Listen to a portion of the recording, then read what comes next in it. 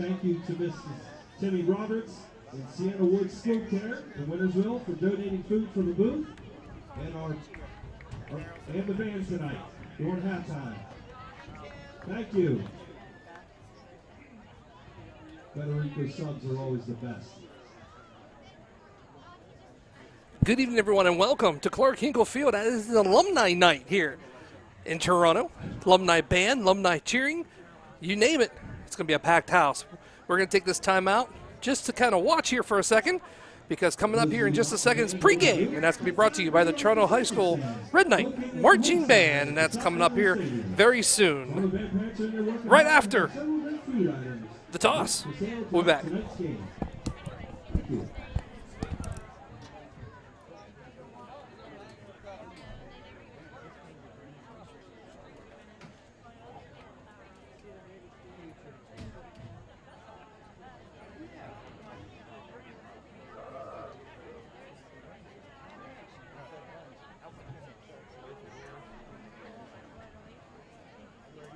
Make sure if you haven't done so yet, get your 50-50 tickets. It's probably doing a big one tonight.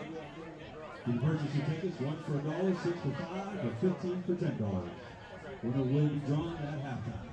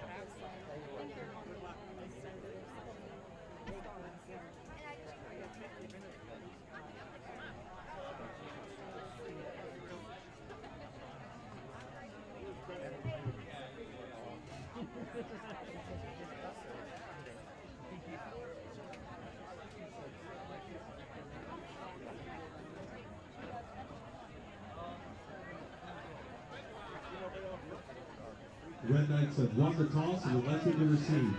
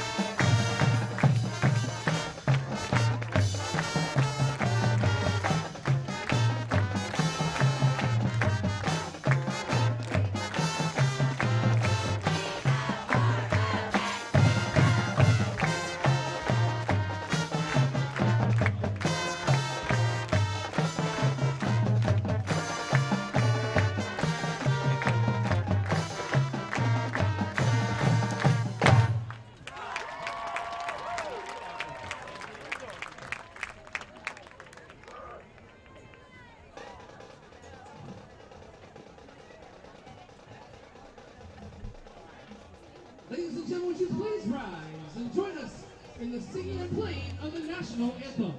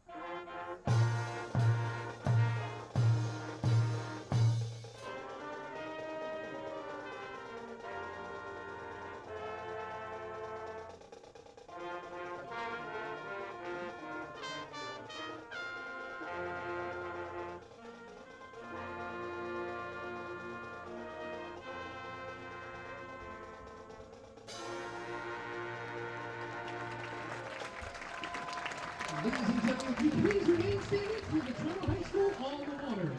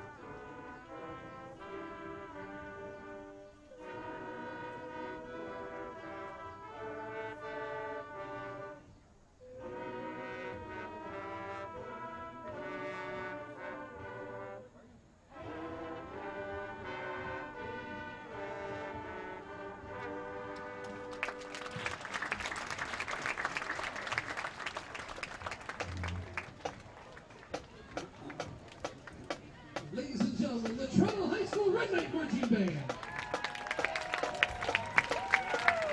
The Toronto High School Red Knight Marching Band is under the direction of Mr. Mike McCarthy. Assisted by Sophia Lutmo, in-air drive, program instructor John Price, and majorettes Jessica Meeker and Caroline Drake. Good luck to both teams.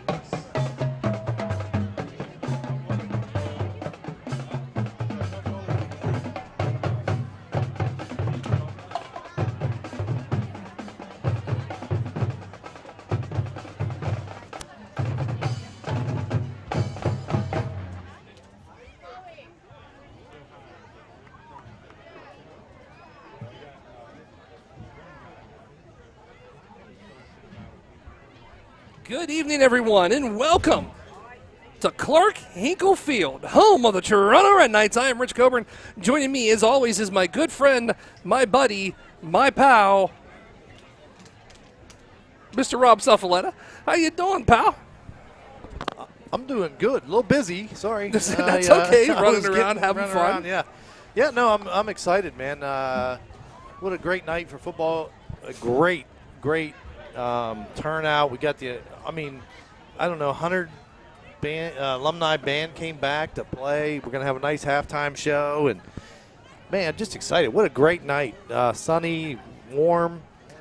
Red Knights are 3-0. I mean, yeah. I'm fired up tonight. Telling you what, it is going to be really great tonight. You can tell by the way the sun's out. You know, people are wearing red, they're smiling, they're happy, having a great time. And you can't get over it. How many people are here? There's over 130 some alumni back here to play with the high school band at halftime. Yeah, I knew it was over 100. I just didn't know the exact number. And, over 130 some. That's amazing. Because it keeps growing. Last time I checked, we were at over 134, and more people came in tonight. So it's great, and it's also great to see the alumni joining in the tunnel with the band and not playing, just in there rooting on the team. Yeah, I'm looking down there to see. Well, I was talking to Mrs. Taggart, the superintendent, and she was looking. She wanted to get some pictures of students that are now alumni, and she may have had as a teacher or a principal or superintendent. It's kind of neat to see everybody come back, or nice, I should say, to see everybody come back. And I'm getting older. I'm getting older, and some of the people that are out there have kids of their own now, and that I've had in class, and those kids are coming through. And so you're old when you start getting the second generations, and I'm never ever going to get to third generation, I can tell you that. Then there will be none of that. Are you sure? No, I'm sure, yeah. Positive? Counting down my days. But no, I'm excited. It's nice to see so many people come back, and I know even Mr. and Mrs. George are here, and so it's great, and our band sounds fantastic, and like I said, the Red Knights are 3-0, and we're firing on all cylinders, and the crowds are big, and just a great night for football. Good atmosphere. The sun's out, like I said, and not like horribly warm. I mean, if I was sitting at Beaver Local's side right now, I'd be roasting. Oh, that sun beating down. I mean, look at that. That whole the whole stands are in the sun. And if you're watching on YouTube, you can see up in the right-hand corner, you can kind of see the sun. There is no shade over there whatsoever. It's like being all that aluminum is heating up. It's getting hot. Well, it was interesting. We had a nice quick warm-up before the game started with the alumni band down on the football field. And, you always hear the rumor, and of course we know too as well, that it's about 15 degrees hotter on turf. And guess what? I mean, I forgot how much that was true until I went down there for rehearsal. Yeah. Well, the good news is I would say, I mean, the south of the 50, which is, toward the scoreboard, I mean, that's all shade right now. Absolutely. So you got about maybe 2/3 of the field in shade. So as game time starts here, it's starting to get later in the year and gets darker earlier. So it won't be quite as hot, when we start, I don't believe, because the sun will set fairly quickly. Well, guess what? You're going to be shocked with all the running around that I do, that I do before a game. You do nothing. It's true. No one's supposed to know that. No, everybody knows how much you do. Mr. Liddick saw the toss, so I do know that Toronto has won and elected to receive, and they're going to get the ball first. That could be the jinx of the day. I'm just telling you. We never know the toss. Never see it. And then can we blame it on Liddick if that happens? Huh? I am. Listen, I'll blame him. He was going to be generous to us.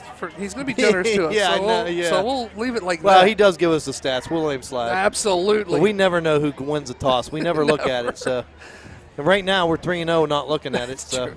Well, I don't know what happened to the other 11 years we've been doing this. Yeah, I'm not really that superstitious about it, to be honest with you. It's like, some people get that way, but I was like, whatever happened to the last 11 years we've been doing this? We haven't seen one yet, I don't think, have we? I've seen a handful. A couple. Yeah. Here and there. Yeah, 4 or 5 maybe. I just never think to look down there. I mean, we're always busy running around, fixing things, usually at the beginning of the game, making sure this works, that works, and trying to bring the best broadcast. I was talking fast. That we can to you guys. And once again, we love that you tune in. Thank you. I've run into some people at the festival who said thanks for doing it. Yeah. I said, they said we enjoy listening to us. And, of course, we know that people that are alumni that are moved on to other states, other cities, towns, countries, whatever, tune us in. And a little taste of home. So it's kind of funny that you said how we're everywhere. Hey, Coach and Suf, watching you guys tonight from State College, Pennsylvania, as we get ready to watch the Ohio State Bobcats take on Penn State tomorrow. But we're still Toronto Pride. Call a great game and go Red Knights. Mr. Nice. Dave Manning. What? He's over there. That's right. I didn't. Penn State OU game tomorrow. Huh. All right. Red Knights come out 3-0 on the season here tonight, trying to make it 4-0.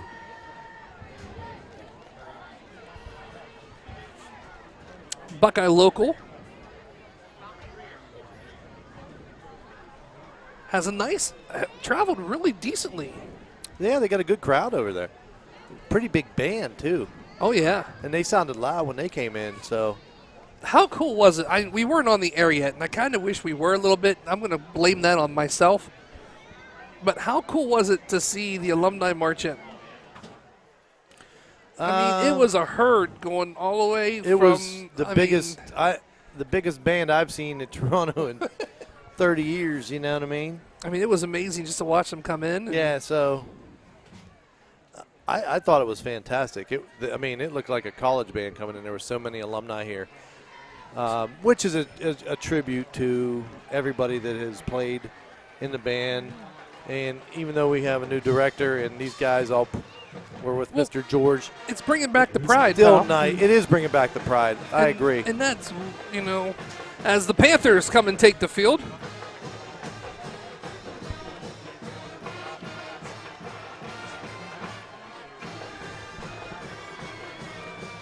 Yeah, so the that Panthers, what are they? I think they're 2-1 maybe? I believe so. I was talking, just 2 nights ago we played their golf team. And did they take care of us. I got to give a shout out. They Man, I tell you what, those guys down there did a great. I mean, I'm all about food. We've said that on the air how many times. Man, they had these nice sandwiches for us. They did. Doritos and waters and oh my gosh, they took care of us, boy. Anyway, I was talking to them. I think they said, if I remember right, that they're 2-1. I think. There's the horn, pal. Ooh, I hear it. Which means only one thing. The Red Knights are a-coming. It's nighttime. Yeah, with a K. Yes. As I can see them starting to come out right now of the tunnel. Hey, you know what? You're going down on the field, are you not, at halftime? Yes, I am. You're going to be part of that Leaving alumni band here. there.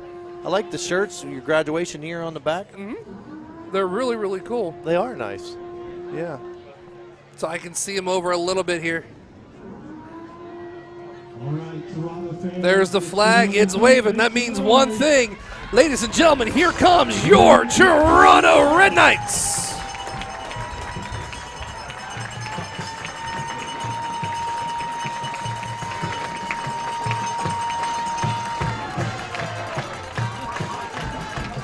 At the end, Nate the Knight is back for Alumni 2 as well. Oh, yeah. How about that?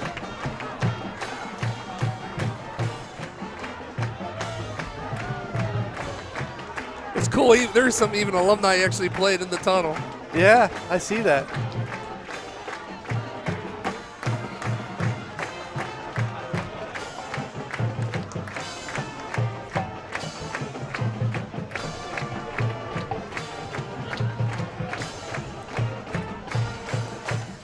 Well, this should be a good game. Hey, I agree. Direct your attention to the middle of the field. Since 2019, So, junior senior high school has earned I'm excited. I mean, I'm going to go ahead. I don't mean to interrupt you, but I'm going to go turn ahead. it over to our PA announcer, Mr. Yep. Mike Roach, for a very special presentation. Star Award recognizes schools that show major commitment to the students and families connected to our nation's military. 3 of our honored service veterans are going to be presenting the game ball to our officials for tonight's game. They are U.S. Army veteran, Toronto High School Resource Officer, Greg Manula. U.S. Marine veteran, football equipment manager, Earl Heaton. And U.S. Air Force veteran, assistant coach, Blaine Rawson.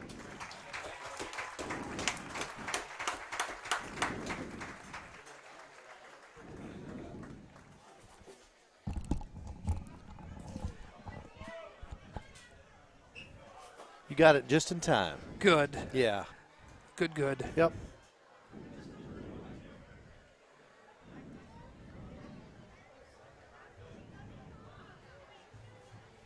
That's really great that they do that. Yeah. Thank you, gentlemen, and thank you to all the veterans here in attendance tonight for your service to our country. God bless America. Tell you what, too, and there's some great guys out there, too, they got to do that.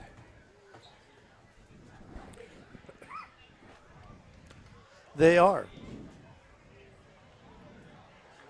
So here we go. That means only one thing, pal. It's time. It's time. Clock is set at 12 minutes. The lower thirds are back. Yeah, we're ready, huh? We got the thirds on there. We're good to go now. I mean, we're flying. Something like that. We're feeling good right now.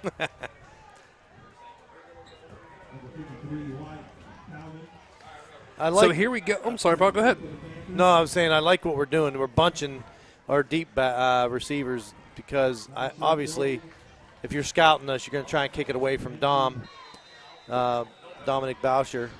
So Wyatt Coleman's going to be the kicker. Deep back, it's going to be It's interesting. Philby. Philby. Oh, squib off the side. Ball's going to be kind of batted around, but I believe the Red Knights are going to walk out with it. That ball come off the side. I don't think that was intentional. No, but I'm telling you what, Patrick McEwen just said, nope, that's my ball, son. Yeah, listen, I just think it come off the side of his foot. It was like spiraled. It wasn't an onside kick. But as it is, Red Knights start out really, really good field position here, all the way just short of the 50 at the 48. So short field here for the Red Knights to start this opening drive. Yeah, Zeb Kinsey is your quarterback for the Red Knights. He has twins to the right, single receiver to the left. That's Philby. Going to go ahead and put Boucher in motion, but hands it off to the other Kinsey. Kinsey's going to go to the outside. He's going to be on the feet. He has one to beat. He's going to be taken out of bounds at the 9-yard line on a great run right there. Wow, I tell you what, nice job by the Red Knights. You got to give credit to the line there, sealing that edge, and man, just a lot of real estate out by the numbers, and then Kinsey turns on the Jets. He had one man to beat and kind of got almost horse-collared there as he tackled, but we'll take it. Big gain on first down there. We're inside the red zone in one play. So that's going to bring up first down. No, they're going to say he went out around the 12, so we can still get a first down. Yeah. Zeb, shotgun, puts the other Kinsey in motion, hands it to him. He's going to try to get to the outside again. Bounces, spins, and moves, and goes in for a Red Knight touchdown. Well, that play looked like it was, that looked like almost the same play. You know what I mean? And Kinsey just ran through a couple tackles. I don't know if they, I've said it a million times. I'll say it 1,000,001 now, but you can't arm tackle him. No. You got to have good technique. You got to get the head on the outside, drive through with your shoulder, you know what I mean, good wide base, because you're not going to just try and drag him down with your arms. Oh, no, He'll run right through you. Red Knights are going to go for two here as they'd like to do that bunch to the right. Looking to throw. It's going to be thrown to number 13 as Nolan dives in for the end zone. They're going to say no good. Yeah, they're going to wave it off. His knee must have hit before he crossed. But nonetheless, the Red Knights strike in 2 plays, man. How about 52 yards in 2 plays, 2 runs. Unbelievable, pal. 2 runs with Zane Kinsey. Now, you know for a fact in football we start with 12 minutes, correct? Correct. We only have it only took about not even 30 seconds on the clock. No, 24. So it's 11:36 here in the first. 2 plays, 53 yards for the Red Knight TD.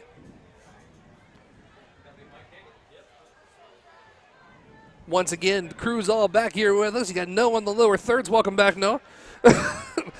Ty making everything look good. Riley is up top tonight doing the camera work.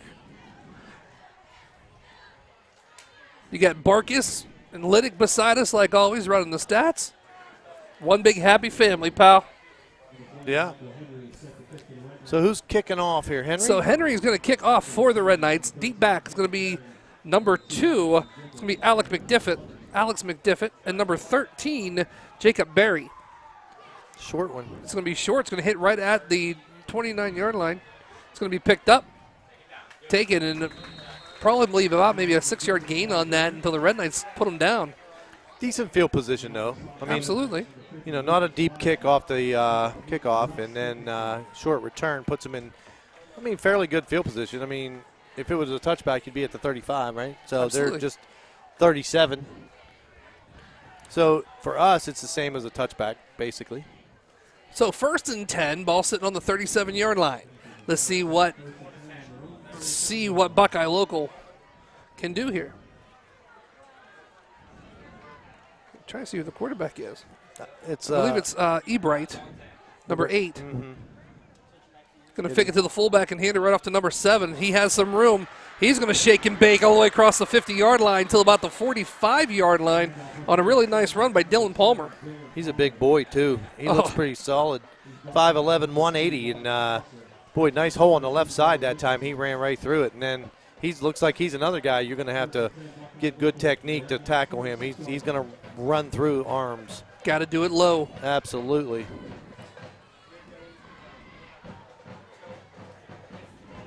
So that's going to be a first down for them as they get into Red Knight territory, and here they go. Ebright under center. Same thing, I formation. Going to give it to Palmer again. Palmer Nice can't job. go anywhere. It's big number 77, Caden Benton, right there opening on the tackle. Yeah, Benton crashed down from the end. Read that one pretty quick, wrapped him up. He's getting better and better the older he gets, man. And he's got size, too. He's a big boy. He seemed like he slimmed down, too, a little bit. I know. I and think he did. makes He's a him little more faster and mobile. bigger. Yeah, they list him at 6'7". He's every bit of that. I'm going to tell you right now, 258 pounds. And quick, a lot quicker this Changes year. it just a tiny bit, as this time they are going to hand it to number 10. That's Trey Hoover, as he's going to get maybe about 4 on the play. It's kind of smash mouth down there. It's a battle of the is. line of scrimmage. That's a lot of times where the game's won or lost in the trenches. And, man, there's a lot of smashing down there. Smash mouth, you know? That's going to bring up 3rd and 4, pal. 9:55 here to play and counting. And I don't have to keep repeating it every time. It's on the screen now, Yeah, so we're good. Yeah, you're good. We got the lower thirds running. Here we go. Single back. Going to put Palmer in motion. He's going to get it. Tries to go to the left side. The Red Knights did a nice job, but I think he might be close to the sticks. He is very close to the sticks. I think he's going to be just short. I have not seen them motion. Nope, it is 4th down. It's 4th down. I see the white hat put the fist in the air for 4th down. So big play here. Looks like Buckeye Local is going to go for it, and I would too. You got less than a yard. I mean, that looks like, I don't know, 6 inches that they got to get. Watch the QB sneak here maybe. Quick count. I was thinking maybe draw him off. So here it is. Ebright hands it off to the big guy. Oh, boy. It's going to be close. I think they're going to give him the forward progress. They are. They're going to give him a yard on the play down to the 35. So I figured either a quick QB sneak or a big boy up the middle trying to get that 6 inches. I mean, if you can't get that here, it's going to be a long game. Agreed. You know? I don't know. The Red Knights did a nice job standing him up, though. They did. I mean, he was going low through the line. They did. He's just a big back and a little push, too. So this time we're going to see Ebright, what he does from the shotgun formation. He's going to look to throw. He has a man. It's going to be caught. It's going to be Palmer. He's going to catch it, spin his way down to the 20-yard line, and that, once again, is going to be good enough for a Beaver Local first down. You know, this could be a shootout. Very well could be. I mean, obviously we're going to have some adjustments, halftime adjustments, game adjustments, you know, real time. But right now, both teams look like they're moving the ball fairly easily. You know, we went down in 2 plays, and they are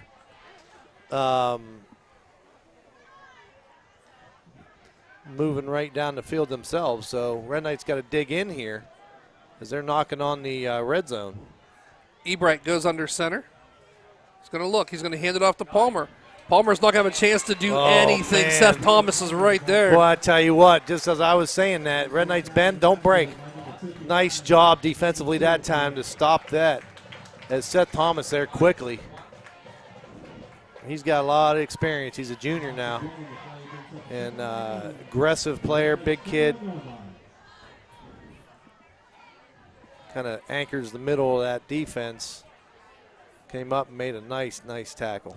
It's going to bring up second down, ball on the 21-yard line of the Red Knights.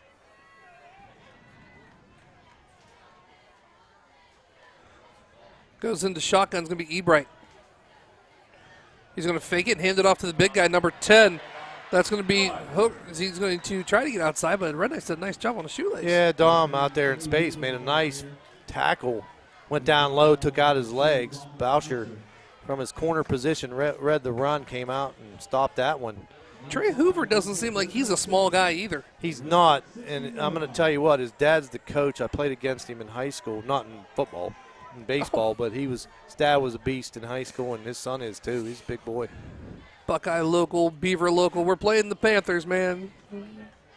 That's Buckeye Local. Yeah. It'll happen more than once tonight. So here we go. Ebright looks to throw. It's going to be a pass. He's going to be on the run. He's going to have to go to the right. He's going to keep it. Wow. He has a huge space in this.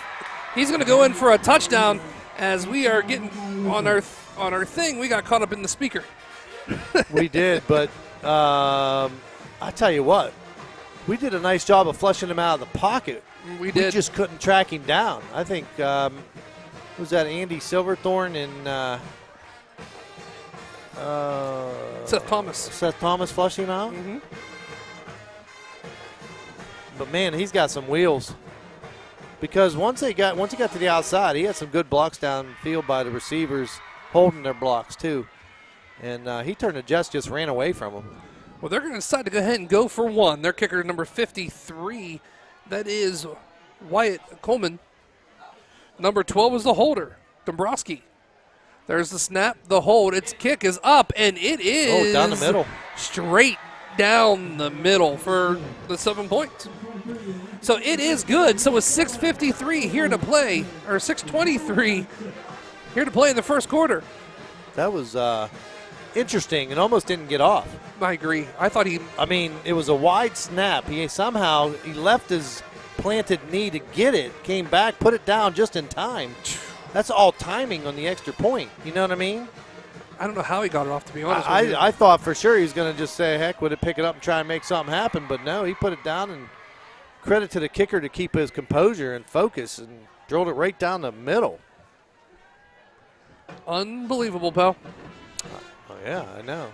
Which means Red Knights are going to get the ball back here with 6:23 here to play in the first quarter. You remember what happened last time, 2 plays, 53 yards. But you said it right at the very, very beginning of the game. This could be a possibility, a shootout. It could be a high-scoring game, yeah.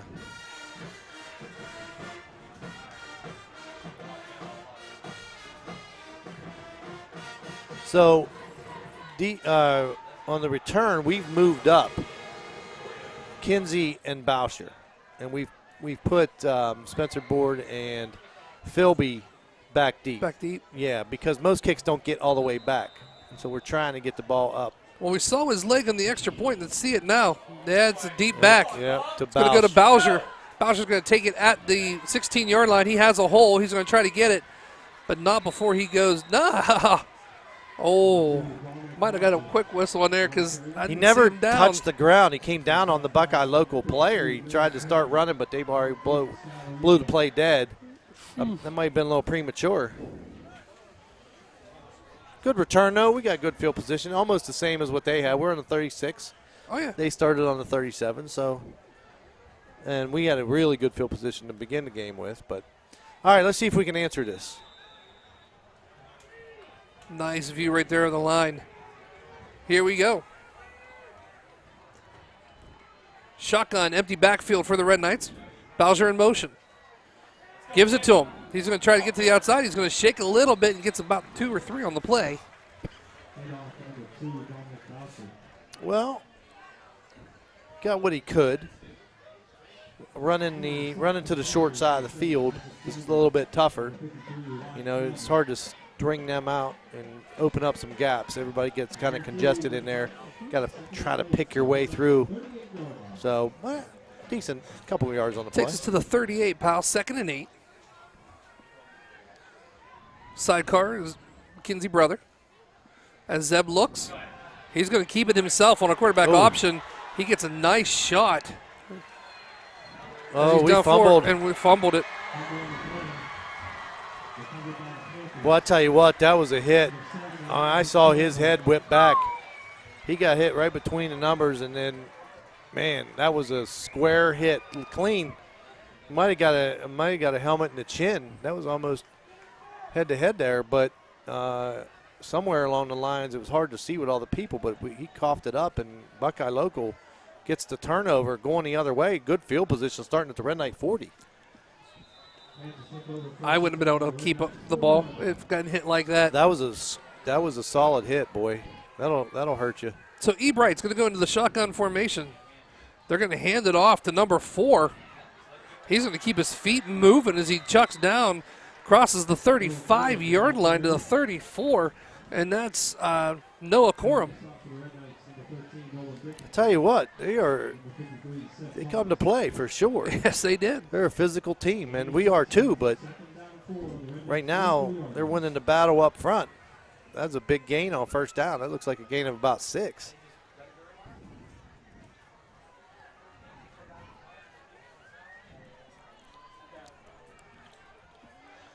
So here we go.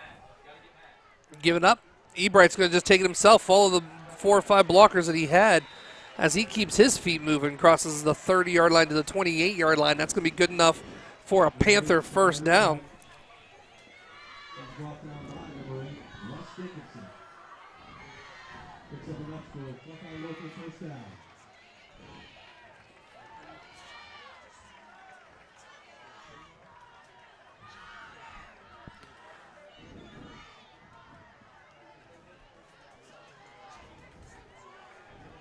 So this time, Ebright goes under center. It's a little scissor action reverse. It's going to be handed off to number 13. He has tons of room. He's going to go down. 15 is taken out of bounds at the 14-yard line. No, they're going to mark it at the 16-yard line, but I'm telling you what, it was a nice play call by the Panthers. It was. I'm glad he doesn't have any speed because he would have been gone. There was a lot of real estate out there. Yeah, he just couldn't turn the corner, and we were quicker. And that saved a touchdown for us because that was pretty wide open, a little misdirection. Fooled the Red Knights that time, and good job by Dickinson, I think, is the one that tackled. Pushed him out. Or pushed him out or tackled him, yeah. So here we go. Ebright under center.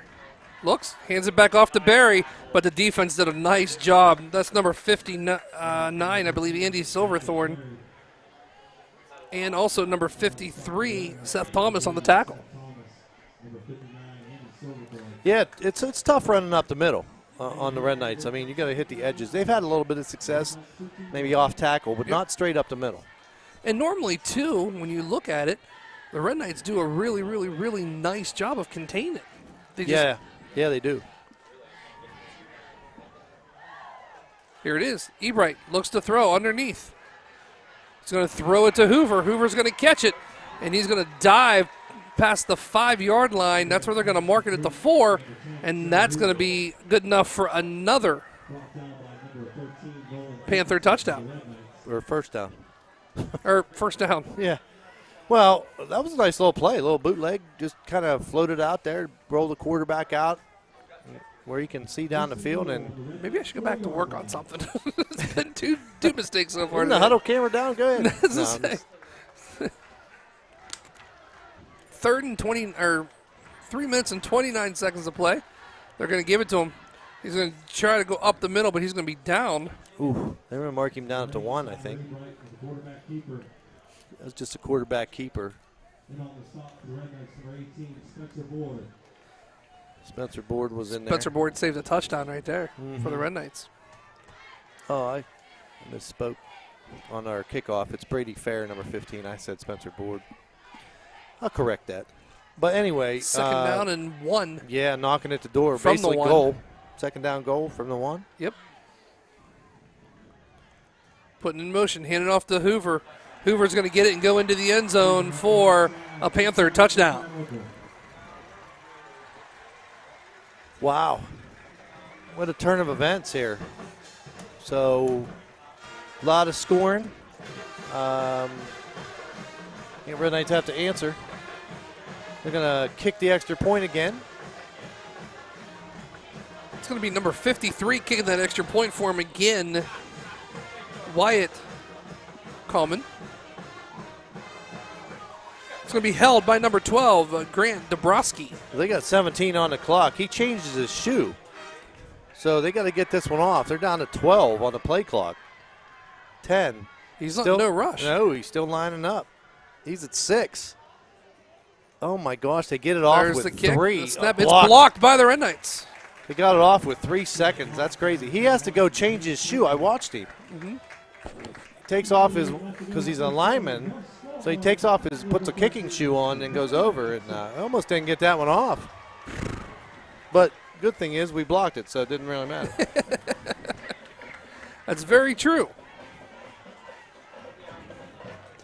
With that being said, let's take a quick timeout, shall we? You are watching Red Knight Football right here on the K-Night Network. We'll be back in a minute.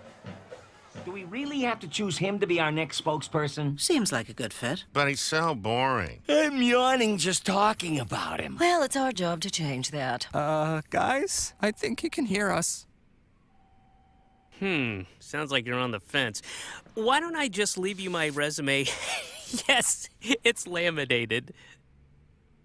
No thanks. You're hired. Caramel has been square for far too long. Ow? Introducing new Caramel M&Ms. Do we really have to choose him to be our next spokesperson? He's so boring. We're back live here as we're trying to get the camera fixed. It looks like it's back up and running. Look at this. I'm telling you what, those guys are quick, aren't they? Oh, man, they're on it. So here we go. Another squibber. To be taken, and Red Knights are going to just fall on it at the 39-yard line, which is a smart thing to do, and then they'll take over 1st and 10 again. All right. Well, it was bound to happen. I mean, turnovers are part of the game. Absolutely. They're a big part of the game if you have a lot of them, but we can overcome that. Let's put a good solid drive together here, maybe go for 2 and tie this one up. Or actually, we would take the lead if we went for 2. So no harm, no foul here. We got a fresh set of downs. Let's just get the ball moving. We had a lot of success running the ball with Kinsey that first series. Kinsey in shotgun. Going to toss it to his brother. Fake reverse. He's going to keep it. Go back up the hash marks, cross the 40. Keeps his legs turning up to the 44-yard line where he's tackled, but not until after he gained a good 4, maybe 5 yards, bringing up a 2nd down and medium for the Red Knights.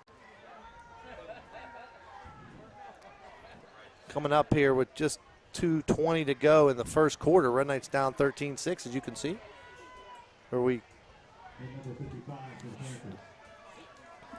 Shotgun with Kinsey. His brother on the side card. Going to put Zane in motion. Going to flip it out to him in the flat. He's got blockers. He has some room out there, pal. Yeah, he's turning his legs. He's got his cut back across the field.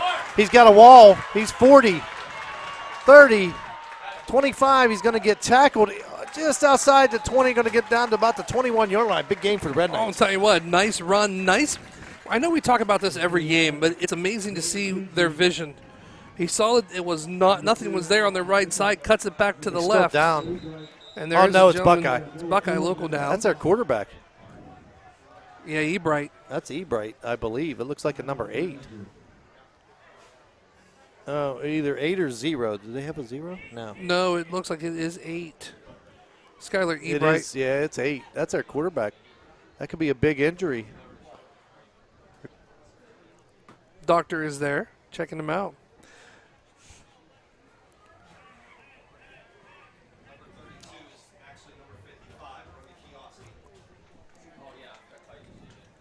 .32 is 55.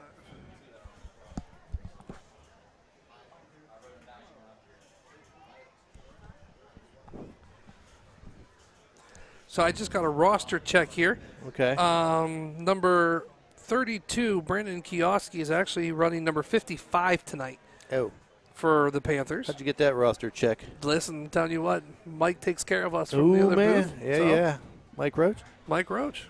The voice of the Red Knights the last few years, right? Absolutely.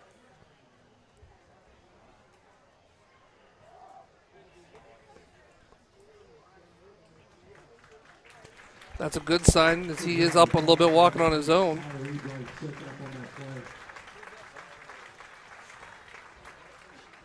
Kind of limping a little bit.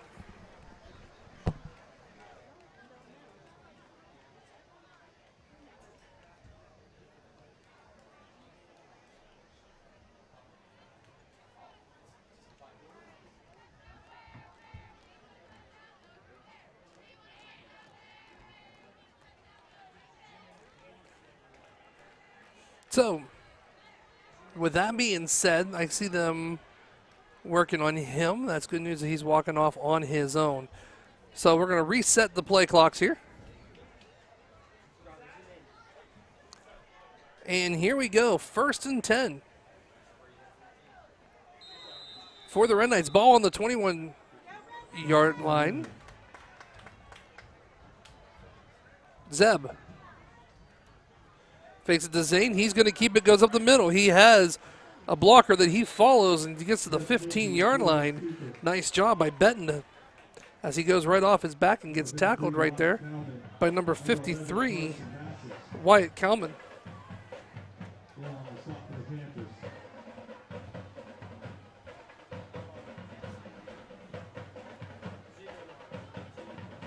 Second down 5, and the Panthers 16-yard line.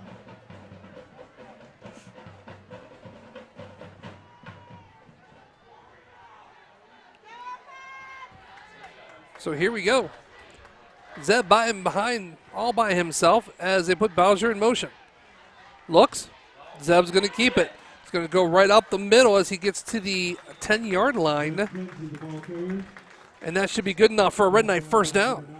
Number 10, Trey Hoover, picks up enough yardage for Toronto Red Knight.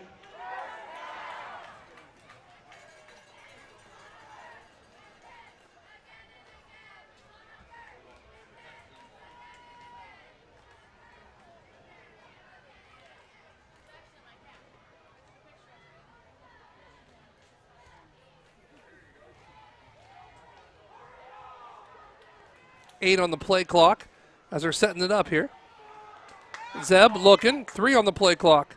There's the snap. He's going to hand it off to Philby. Flags are going to fly. It's going to look shaky. He takes a hit, actually, as he gets down to about the 6-yard line. But it looks like that's going to be a penalty on the Red Knights, I have a feeling.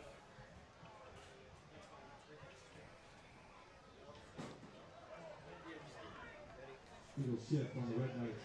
Timeout for an injury. So they're going to take a quick timeout. We will too. We'll be back. You are watching Red Knight football right here on the K-Night Network.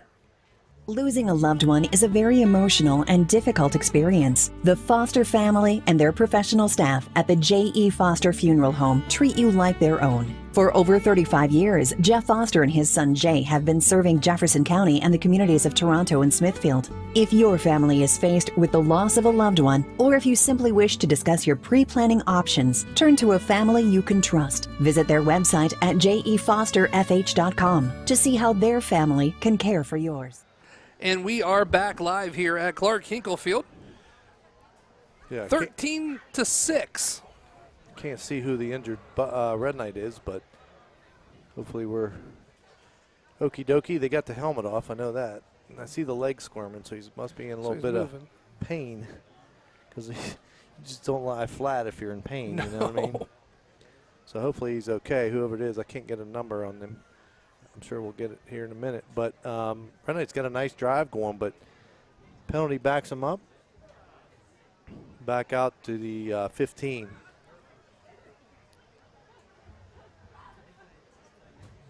Our broadcasting crew seems to think it's Zane Kinsey. So that's what I'm kind of. I'm looking at. I don't see. Well, hold on. I'm looking to see if I see his number in the huddle. That's what I was doing. I don't see it. I don't either.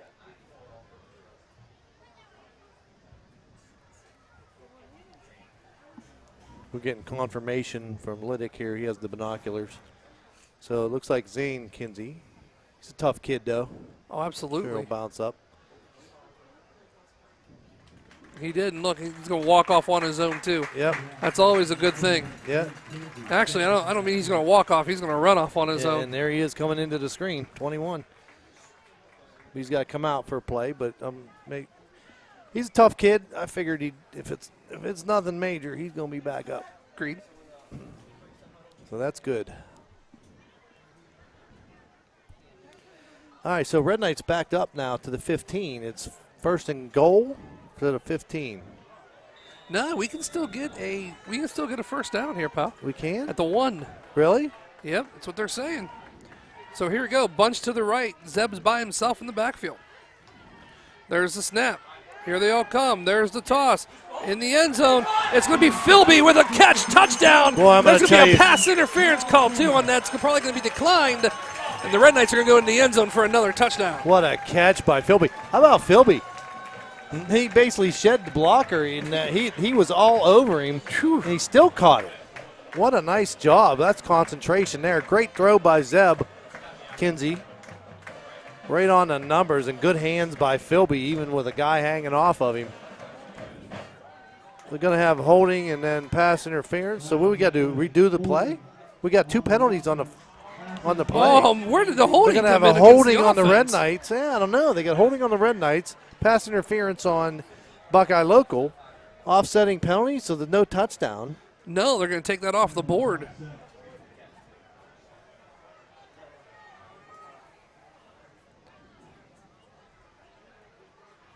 Huh. Wow. Holy cow. So is that, we're going to get one untimed play. We're going to do one more untimed play. As it's 0 on the clock. So the end of the first quarter has happened on that play, but we're going to have one untimed play here for the Red Knights. Just the play clock will run. Wow. So after this play, that would be the end of the first. Yeah, that's huge. That was a nice pitch and catch, too. Zeb looks, pitches it out to Kinsey, who's back in it. He's going to shake and get all the way down to about the 5. But that's okay, because the clock is going to once again tell us that's the end of the first quarter. So to start the second quarter, we will have first and goal from the 5, pal.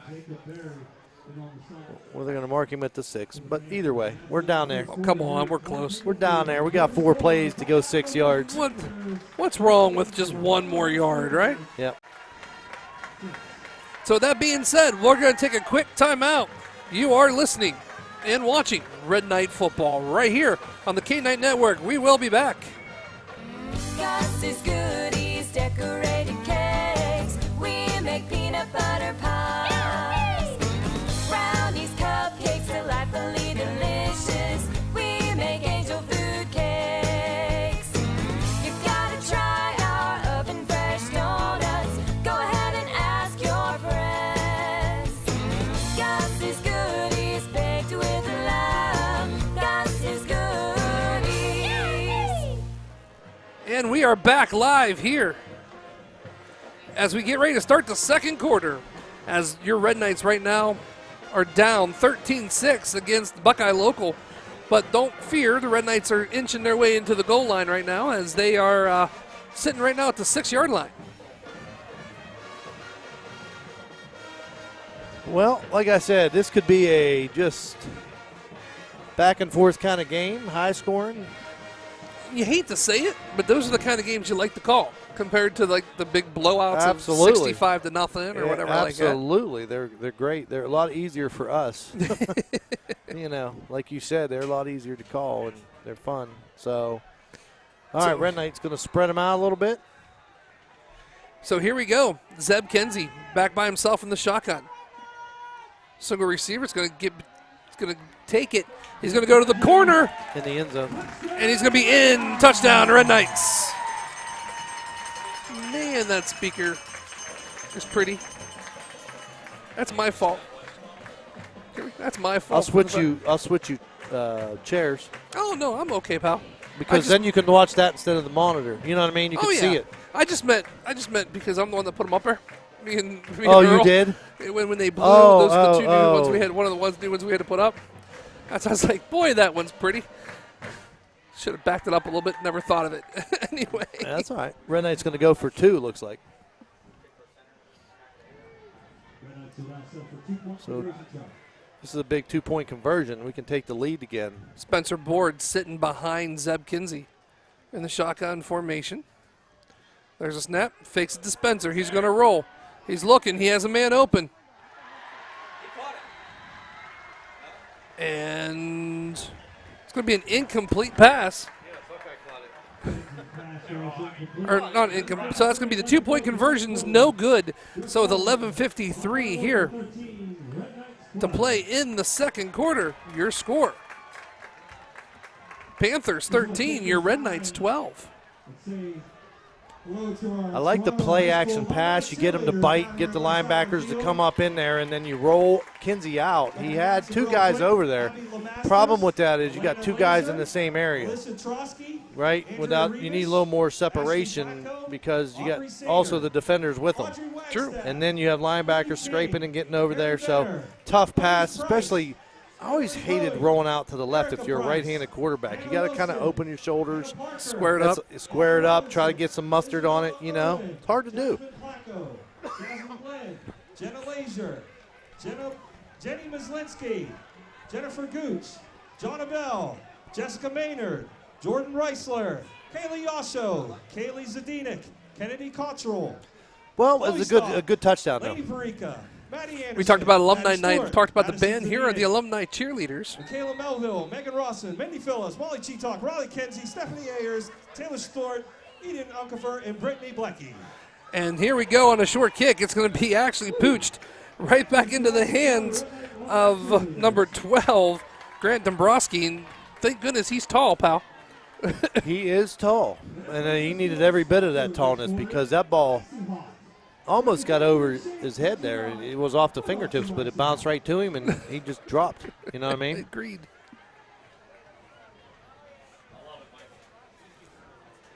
$11:49 here to play. 1st and 10 here for the Panthers. It's interesting to see how they respond since the Red Knights just got in the end zone. 1st and 10 Panthers. So here we go, 1st and 10. Number 13's going in motion. They're going to hand it off to him. That's Barry. And here comes a flag thrown from the back. Yep. Doesn't seem like. See what we got here. Holding on the Panthers. That'll back them up. Back them up.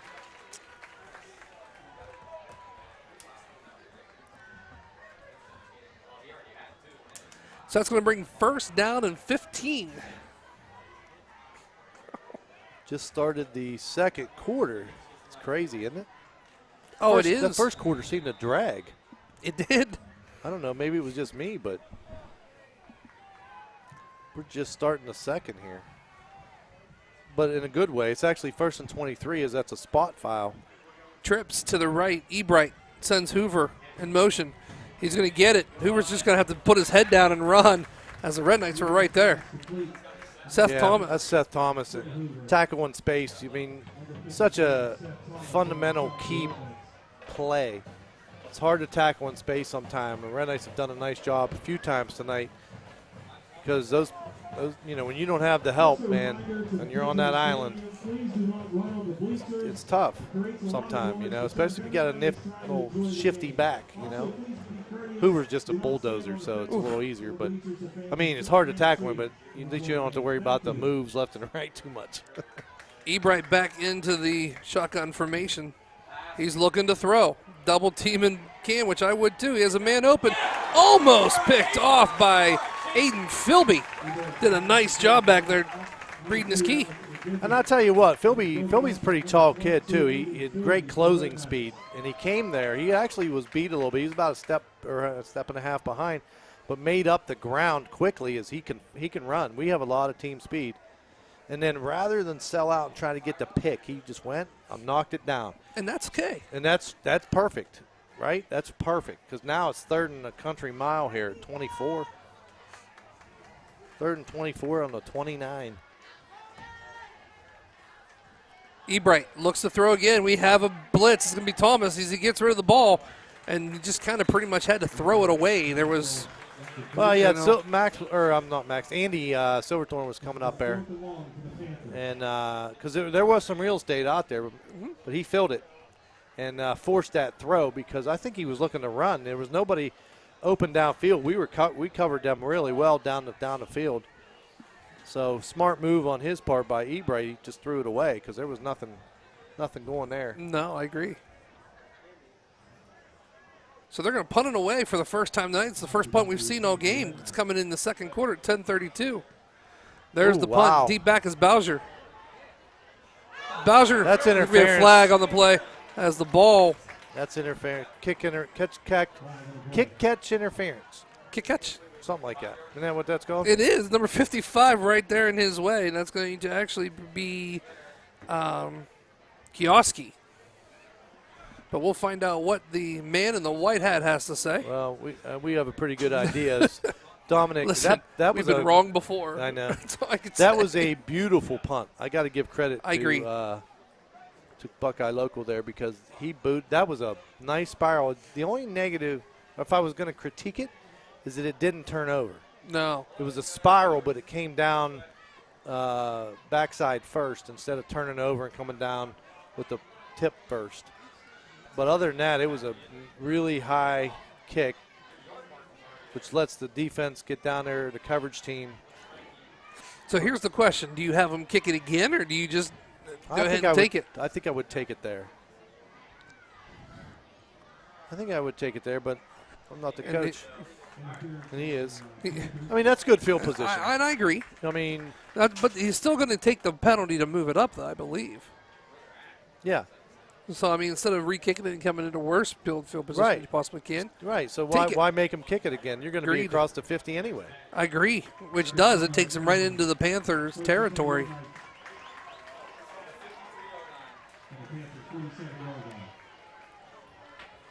So great field position here for the Red Knights. Good defensive stand. Green. 47. There's a snap. Looks to throw quickly and over. It's Philby. Philby is going to get it, jump over his own man, and then gets tackled down. Forward progress should probably take you across the 40, though. Yeah, he had to hop over Boucher. Boucher got kind of lost his footing there and got pushed over. Boucher had a nice block, though. He set it up really well. Started to cut that back in, and then Boucher got knocked over, and so he had to kind of hop him. But it's still a big gain. I mean, that's a good gain of about 8.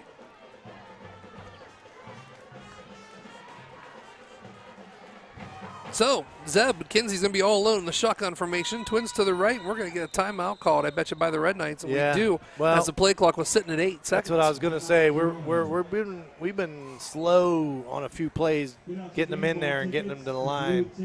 Especially last year, I was up fixing that camera with Riley, and the coaches up there kept yelling, hurry up, because we were just, I don't know, late calling it or late getting out of the huddle or late the whole series of that, right?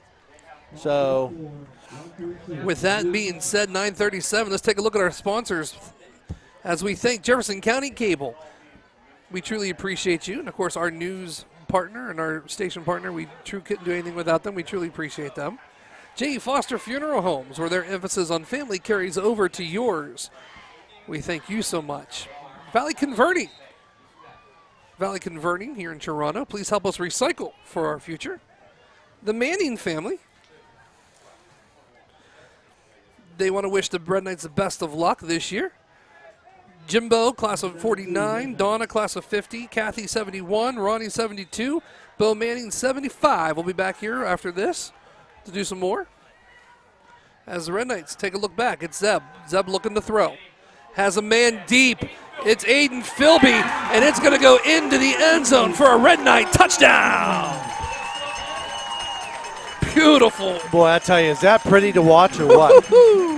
I mean, Zeb has such a strong arm, and he makes that look so easy, that throw. It is not. Oh. And I'm going to tell you what, it was beautifully placed, and Philby's got the speed to get behind the defender. Beautifully executed, just looks so easy. And I tell you what I like about that play is it stretches the defense and keeps them honest. That play right there will open up the run for Zane. even though Zane is still on the sideline with some ice. So I'm not sure how he's doing there. So the Red Knights are going to go for 2 as we put Bowser in motion. There's a snap, handed right off to Bowser. Bowser sees it. He's going to try to go outside. Flags come flying. He's getting the 2-point conversion, but will it stand with a yellow flag being thrown right around the 2-yard line? Yeah, let's see. It's probably a hold on us. Ooh, chop block. Ooh, chop block. Chop block on the Red Knights. Chop block, I don't have a number on that. It was on the backside of the play, which stinks because it's not even a factor. Close to it. Yeah, it's not even a factor in the play. It was way on the backside, and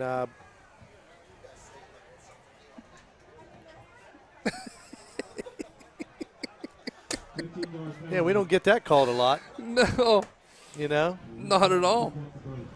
So,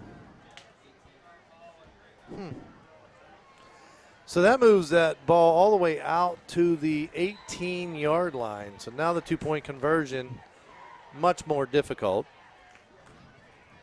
Bad thing is he got in too, you know? Absolutely. So now he's sitting at, what, 18? Mm-hmm. As we're going trips to the right, he's going to look to throw. Has some time. Zeb's going to look. Darts it. It's going to be incomplete. Yeah, looking for so the Philby. 2-point conversion's no good. So with 9:26 here to play in the second quarter, the score, your Red Knights 18. Your Red Knights, or Panthers 13. Well, I'll tell you what, though, I like the place. I have to watch that one again on YouTube. That was a beautiful throw. And nice catch, good route. Red Knights cost themselves 2 points with the penalty on the chop block, but they do regain the lead. So this just has that feel of a high-scoring game to me. I said it before. I know I'm a broken record, but it just feels that way. So, and we're still checking out Kinsey. Zane's still on the sideline here. He's got his helmet off. He is standing. So that's a good thing, but I don't know how much we're going to see him here in the rest of the first half. So here we go, guys. 9:26 on the clock here in the second quarter. 1st and 10. Michael Henry gives the kick. It's going to be booted again to Dombrowski, and Dombrowski's just going to jump and fall right at the 45-yard line, and that's where they're going to take over 1st and 10.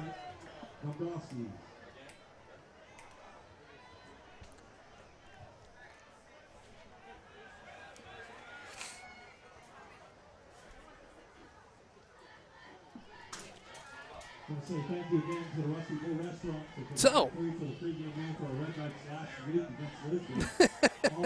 it's funny, you don't have a camera over here, but the guys bring their own lights to this place.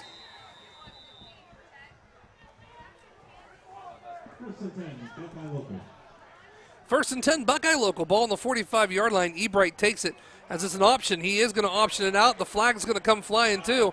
So Hoover's going to just keep taking off running as he gets to the 30-yard line of the Red Knights, but that's going to come back. Has to be a holding. And it is. Yep. Yeah, that was a hold, which is good because that was a big game. You know, I guess, but that's what freed him. If the hold wasn't there, he wouldn't have had the big game. We did a nice job. We were in good position there to stop him. So the penalty really shoots them in the foot there. Instead of being fairly deep in the Red Knight territory, they're still in their own territory, way back inside their own 35. What it looks like, about 34? Yeah. Yippers. Real quick, after this play, I'll do it. Okay. As Ebright, shotgun. And it's going to be caught. Actually, I lied. It's an incomplete pass intended to number 7, Dylan Palmer. Yeah, Boucher on the play there. Nice job. Pretty close to a interference, but it was well timed by Boucher. He knocks that one away. Bring it up at a second down. Hey, of course, we were talking about listening all over the place. How about Mesquite, Nevada? Yeah. Shout out to all the Red Knights from the Harvillex. Yep. Every game out there. Go Red Knights, and the Buckeyes play tomorrow. He says Arkansas State. Huh. So that's always cool.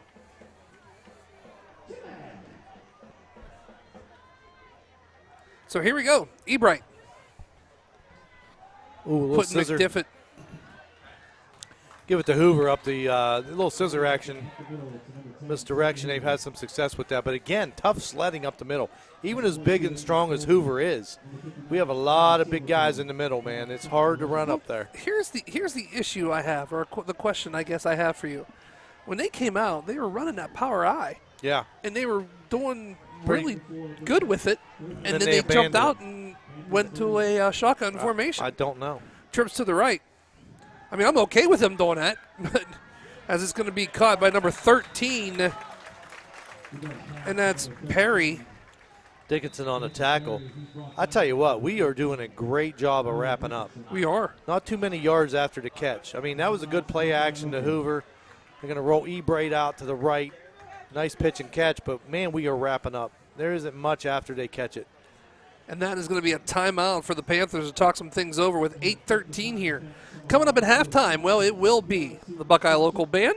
And then after that, it is the Toronto High School Red Knight Marching Band with the Toronto High School Red Knight alma mater Alumni Marching Band with them. We'll have it all for you right here on K-Night like we normally do. I'm going down with a camera onto the field because we're short one today. That's true. He was sick. One of our that scares me broadcasters. more than you Or doing it up top. With me being down there on the field, who knows Yeah, where but that camera's going? We're in good hands here.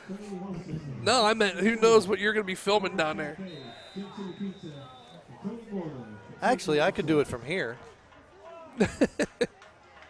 There's the punt by number 13. That's Barry. Yeah, it's out and of that's bounds. just going to go out of bounds as Dominic Bowser was back. Yeah, it landed at the 30, but I'm going to tell you what, that was almost straight right. That's going to go way up toward midfield.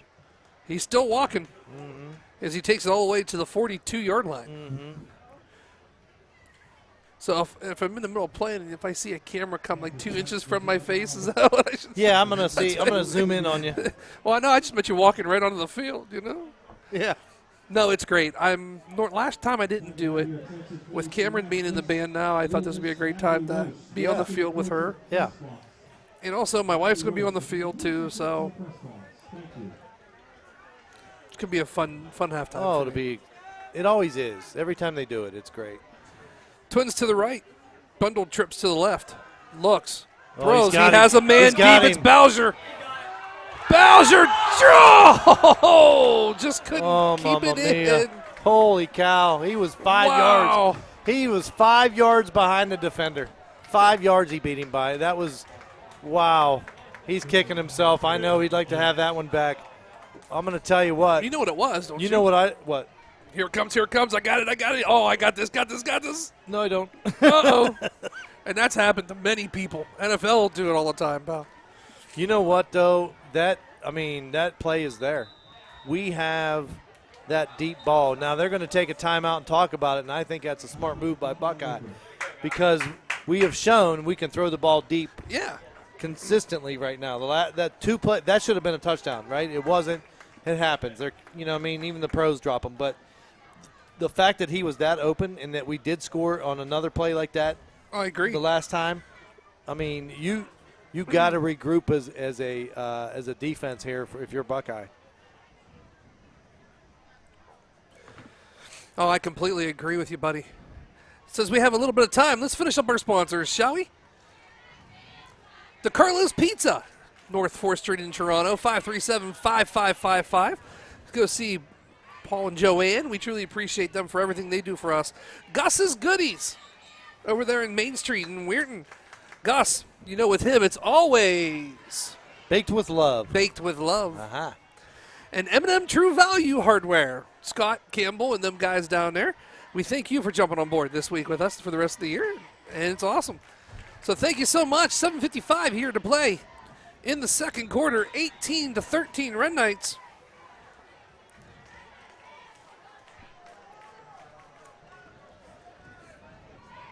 As Kinsey, Zeb, I should say, back into the shotgun. They're going to fake it off, and they blitzed him. He saw it. He's going to keep it. Crosses the 50. Power runs him over the 45. Keeps his feet moving down to the 35, 34-yard line. Not only is that good enough for a Red Knight first down, but that might need some icy hot after that hits over and set down. ouch. That's all I can say. All I can say is ouch. Wow. Zeb is a big boy, and he lowered his shoulder. He ran over 2 guys. Oh, wow. And I tell you what, we caught him in the blitz, like you said. Easy, man. And since they blitzed, the linebackers aren't there. The middle of the field's wide open. And, man, he just turned on the jets and then showed his power in the open field, running over some DBs. And before he even had a chance to do that, he already had 4 rushes for 19 yards and a TD. And then he's 3 for 4 in the air with 83 yards. Yeah, it could be 183 yards. We had it. So there's Zeb looking to throw again. He has a man. Oh, I'll tell you what, that hurts. I'm telling you what, Philby did a nice job catching it. He did. He hung on, but I'm going to tell you what, he's seeing stars. That was, I got to give credit, though. That was beautifully timed. It's a clean hit as Palmer came up and read that one. He read that play all the way and put a lick on Philby, but credit to Philby, tough kid. I'll tell you what, he's getting up. He's up, and he's still on the field. Oh, you're going to have to do a lot more to get him out of this game. Yeah. Twins to the left, single receiver to the right. Zeb. We're going to get a timeout. Red Knights with 6 seconds on the play clock. Oh, no, never mind. It is going to be an injury timeout.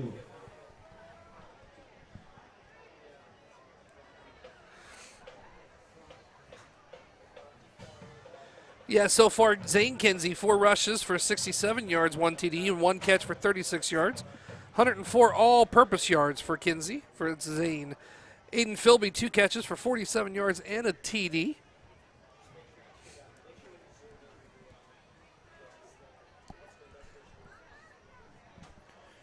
Wow. I tell you what, we could be up 2 scores, and we still can be. There's still plenty of time here. We got almost a half a quarter. It's crazy. Some games go really fast, and some games drag. I agree. Absolutely. And this is one of those ones that just seems to be dragging. There's still 6:28 to go in the second. The Manning family, I know we already did it, but I didn't have a chance to finish reading them all. They want to thank and wish all the Red Knights athletic teams best of luck. I did Jimbo, Dawn, and Kathy. I didn't do Ronnie. Ronnie, class of 72. Bo Manning, class of 75. Lisa Skidmore, class of 81. Paige Blasco, class of 82. Lori Brendan, class of 84. Stacy Berger, 85. Dave and Doug, 88. And Kim Manning, class of 1997. We thank them and all of our sponsors. If you want to get on board here with the K9 Network, it's easy. Just track Soph and I down for a piece of paper, and yeah, we'll make sure you get on the air with us. Oh, yeah. Twins to the left, single receiver to the right. Zeb in the shotgun formation. Look, he's going to have some room as he goes up. Crosses the 30, down to the 30 or 26-yard line. Yeah, big gain. Quarterback keeper, Zane's a big boy. Sorry, Zeb. Zane's still, I believe, on the sideline. I don't see him out there. So not sure what the injury is to him. I know must be decent because I'm sure he would want to be there if he could.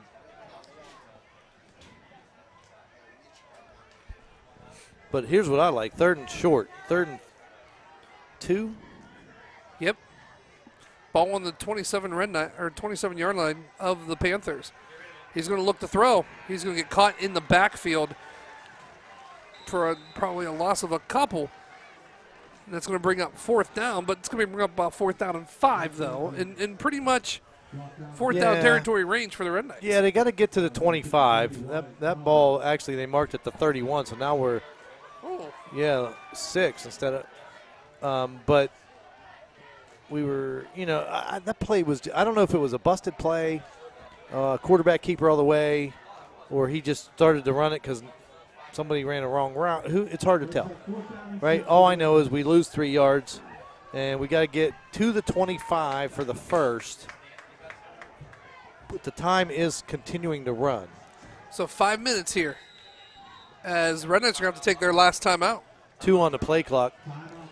And they do. Red Knights take their last time out. They had 2 on the play clock. Again, 2nd or 3rd time tonight that they've struggled to get the playoff in time, and this time they're forced to call the timeout just like last time. They got They had a couple other ones, but they didn't call timeout earlier.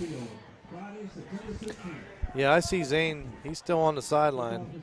I saw Philby on the sideline, too. He was sitting on the bench, and the trainer, Jimmy, was kind of going over some things with him. He got hit hard, as you remember, a few plays ago as he caught that ball close to the sideline. Gave him credit for hanging on.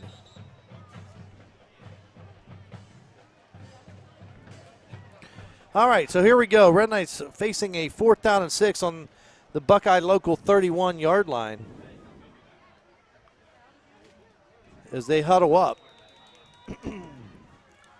Ball signal ready for play. 4th down and 6, Red Knights.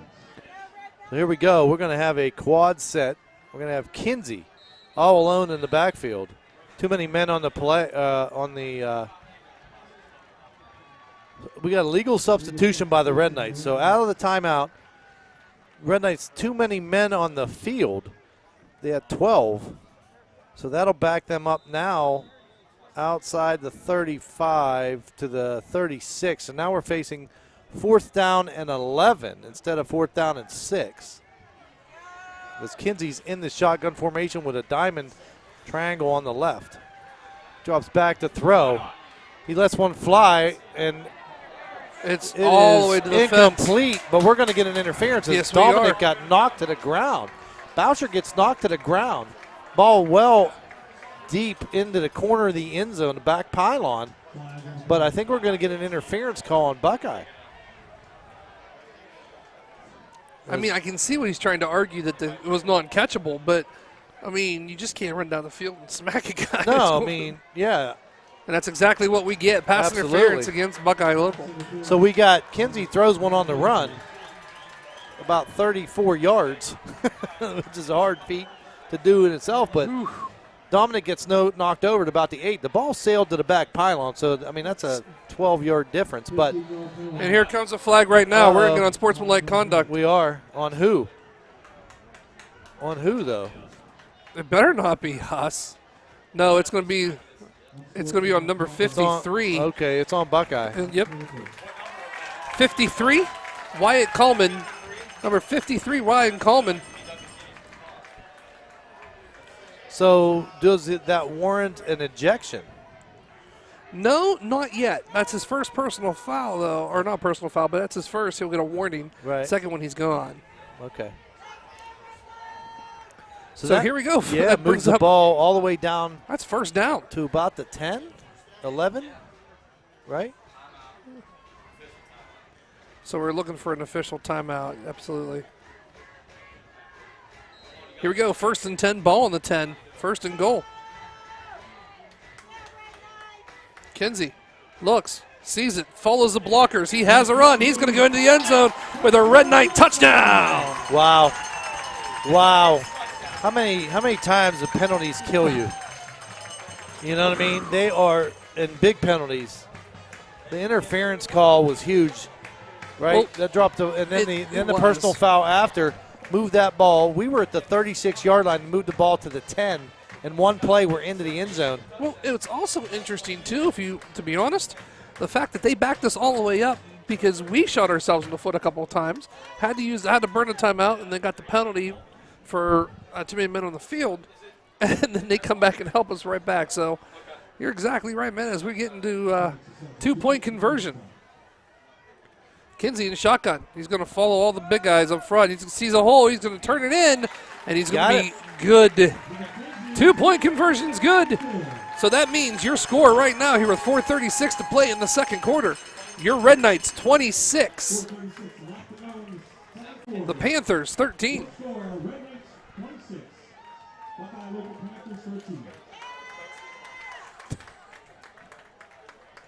Unbelievable, buddy. Yeah, that was great.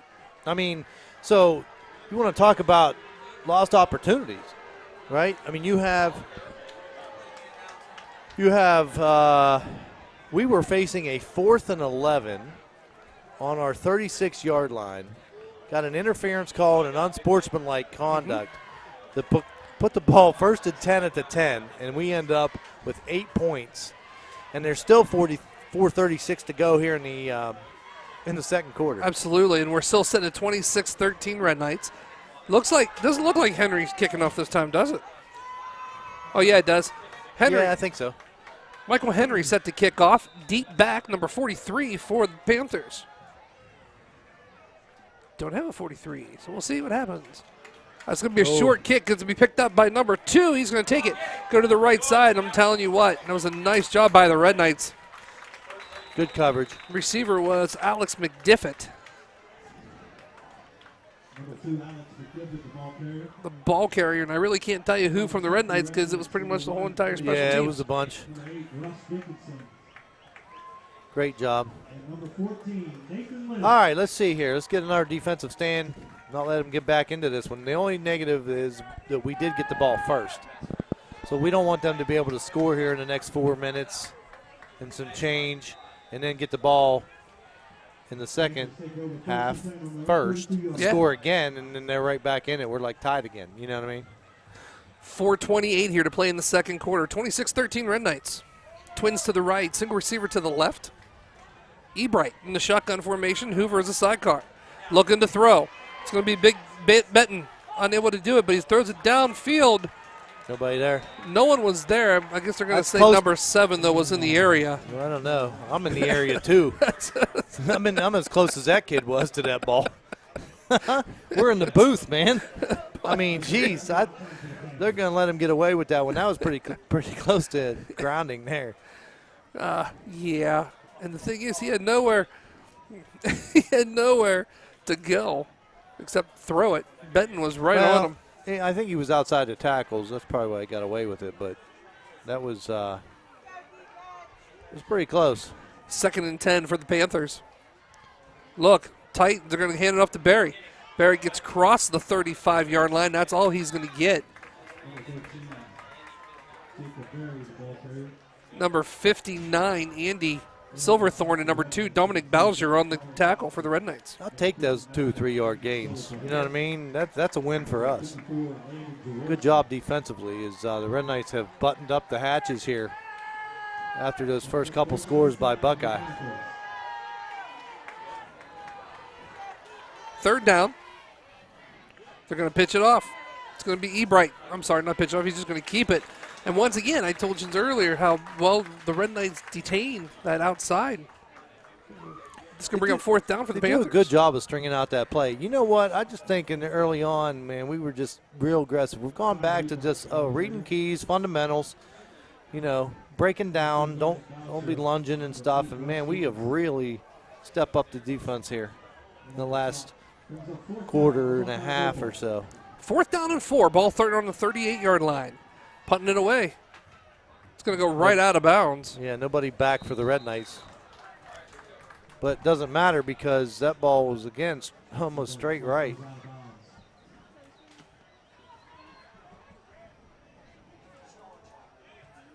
Red Knights take over 1st and 10 from their own 44-yard line.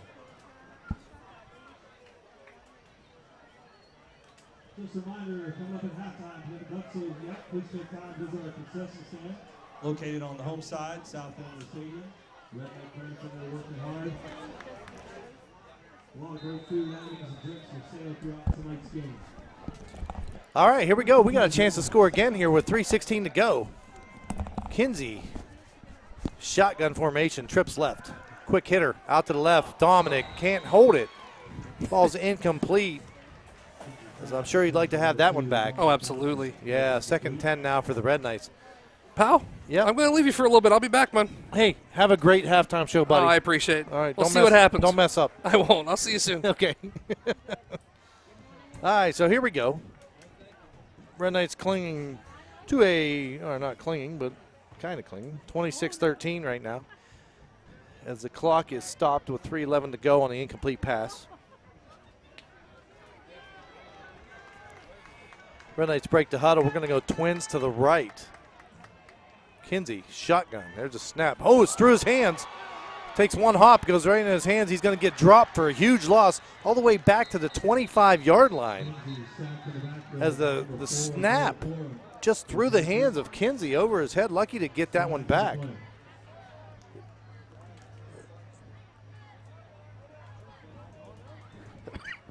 They're going to say he was in the grasp at about the 27, so not quite back to the 25.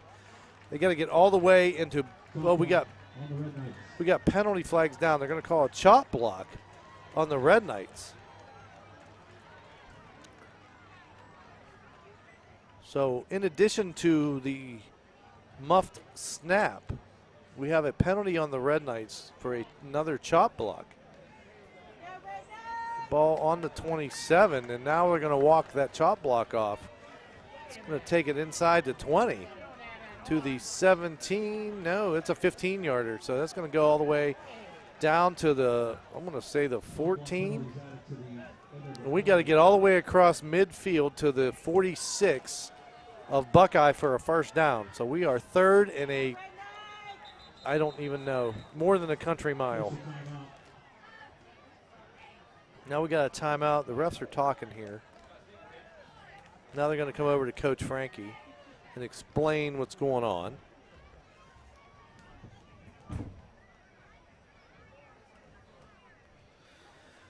So we have a stop. Now the ball signaled ready for play. So 3:03 to go. Kinsey's in a shotgun. We got trips to the right. Sidecar, I think, is Spencer Board. Kinsey looks to throw. Uh-oh, ball's loose. Gets hit from behind. Shakes it loose, and Buckeye, there's a scramble for it. Who's got it? Man, it was in and out of Buckeye's hands about 3 times. I couldn't quite see, but I think Nathan Liddick was able to finally dive on it. Nobody could corral that thing. But the ball now inside the 10 all the way down to the 7-yard line.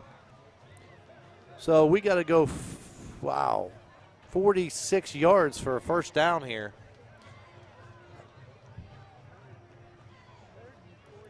I got to come up with a saying for that far, but it's third down and 40.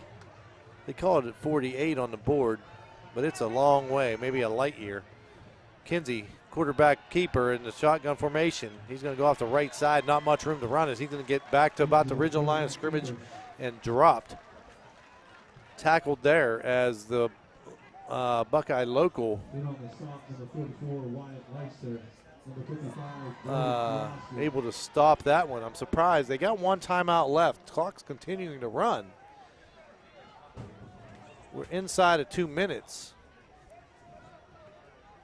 Red Knights not in any hurry. Still have 17 on the play clock. Go into punt formation as 2 guys back deep for Buckeye.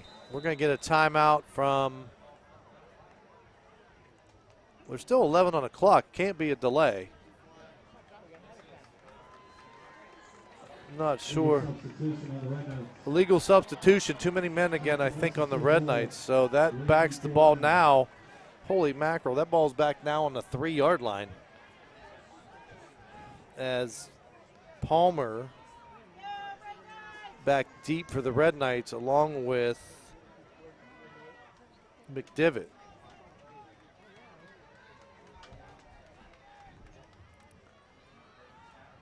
And I think Philby's our punter. Looks like 22. All right, so Philby's punting.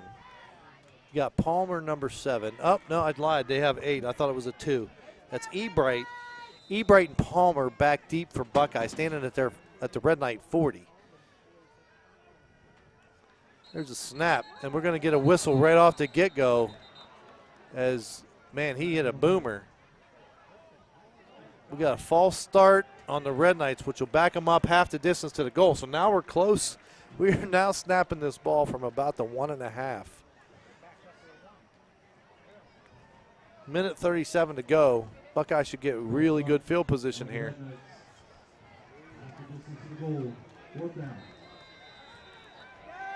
So here we go. We're going to try this one again. As Philby awaits the snap.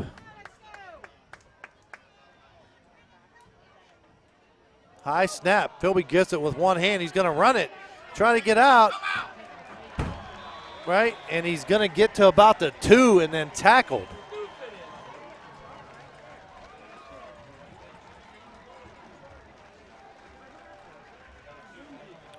So Buckeye's going to get the ball first and goal on the Red Knight 2 with a minute 34 to go. They do get the ball first in the second half too. They're down 26-13, but they're knocking on the door right now as a high snap forced Philby to run. Lucky to get out of the end zone. Actually, might have been better if he got tackled for the safety. And then you'd have a free kick from the 30. As it is, he gets outside the end zone.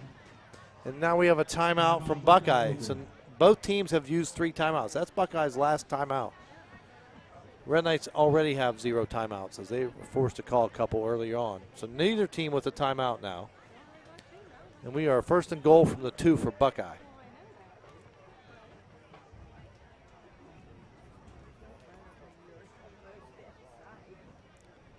Wow, what a turn of events.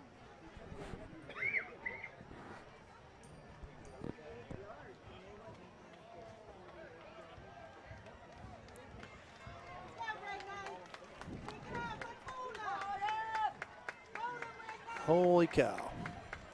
All right, well, let's see what the Red Knight defense can do as both teams drop back onto the field.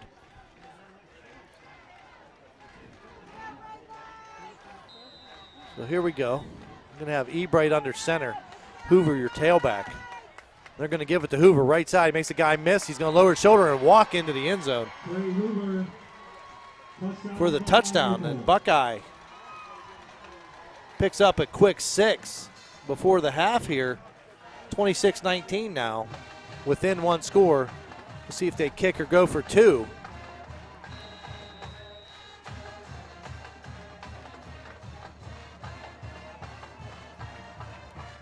It looks like they're going to go for 2. I don't believe they're going to kick it.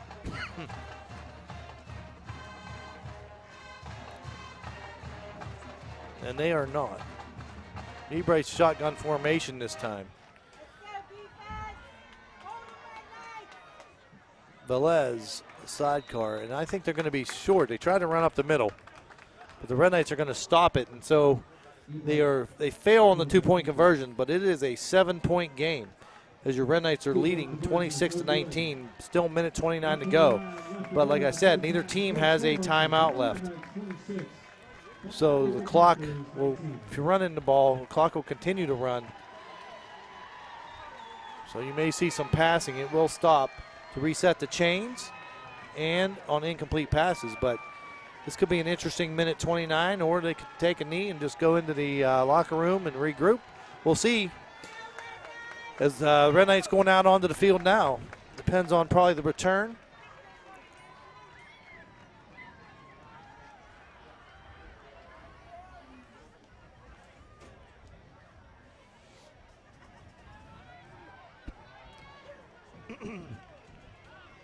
All right, here comes Buckeye.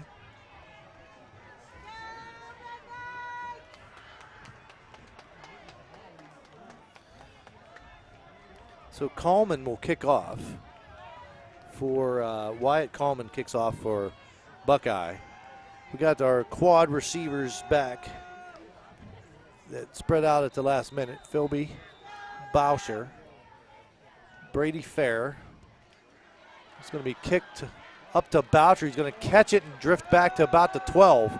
Trying to get up the right side. He makes a guy miss. He's across the 40 and then dragged down, almost broke it loose. As he gets out to the 42-yard line. Great field position. Still a minute 21 to go. But like I said, no timeout, so these got to be quick hitters. As the Red Knights try to answer that late score by Buckeye. Because, again, Buckeye is getting the ball first in the second half as your Red Knights won the toss and chose to receive.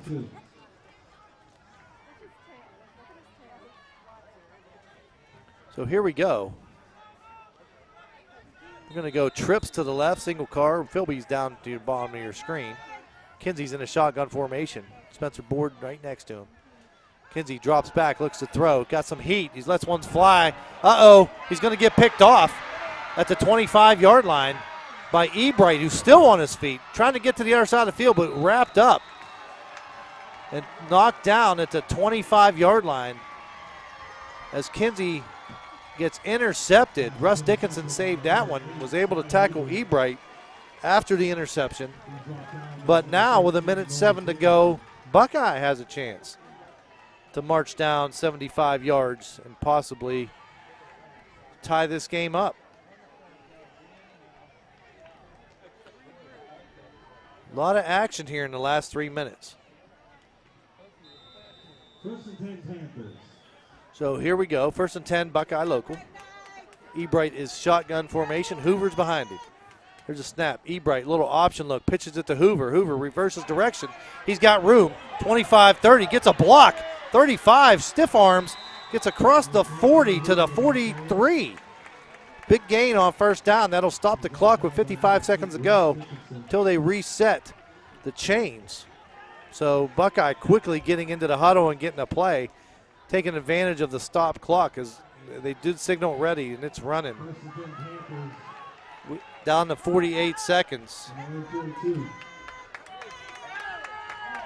So here we go. Shotgun formation, same thing. Here's Ebright, rolls to his right, looking downfield. That's one fly, thrown behind the receiver and incomplete. Does the Red Knights dodge one there?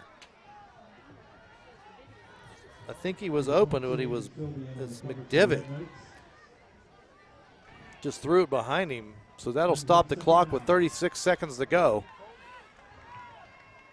Second down and 10 now.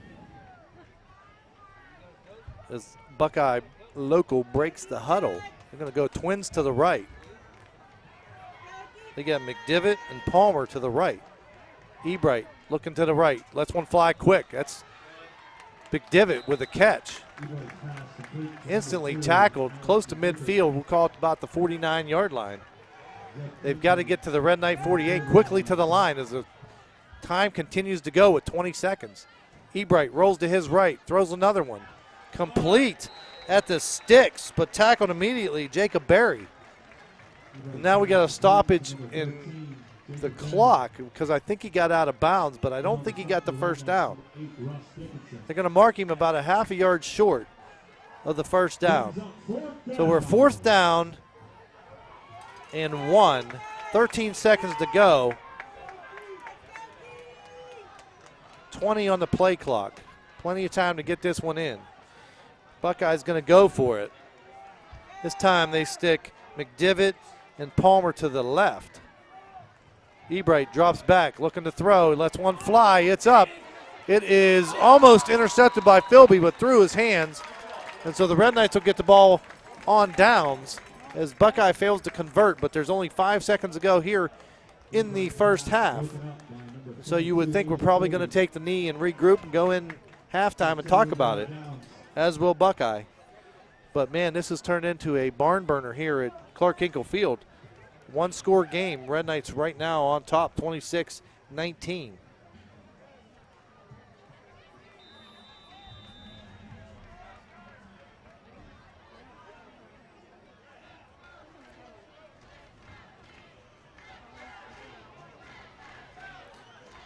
So here we go. No, we're going shotgun formation. Might as well air it out, try one, right? We've shown we can throw the deep ball well. We got two safeties deep back, though, for Buckeye to watch that. Kinsey drops back to throw. He's going to get flushed out, rolling to his right. Under pursuit. Throws one down at the knees, intended for Dickinson. Nolan, and it short hops him. So with that, the buzzer sounds.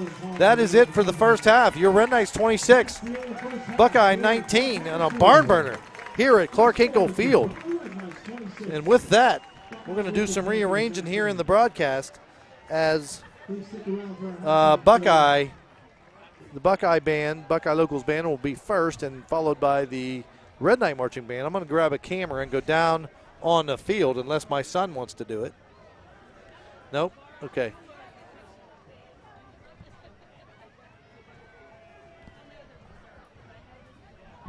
So I'm going to turn up some speakers and turn it over to our PA announcer, Mr. Mike Roach, along with the outside mic. We are still here. We're live. You will get the halftime show, and we'll be back right after. You're listening to Red Knight Football right here on the K-Night Network.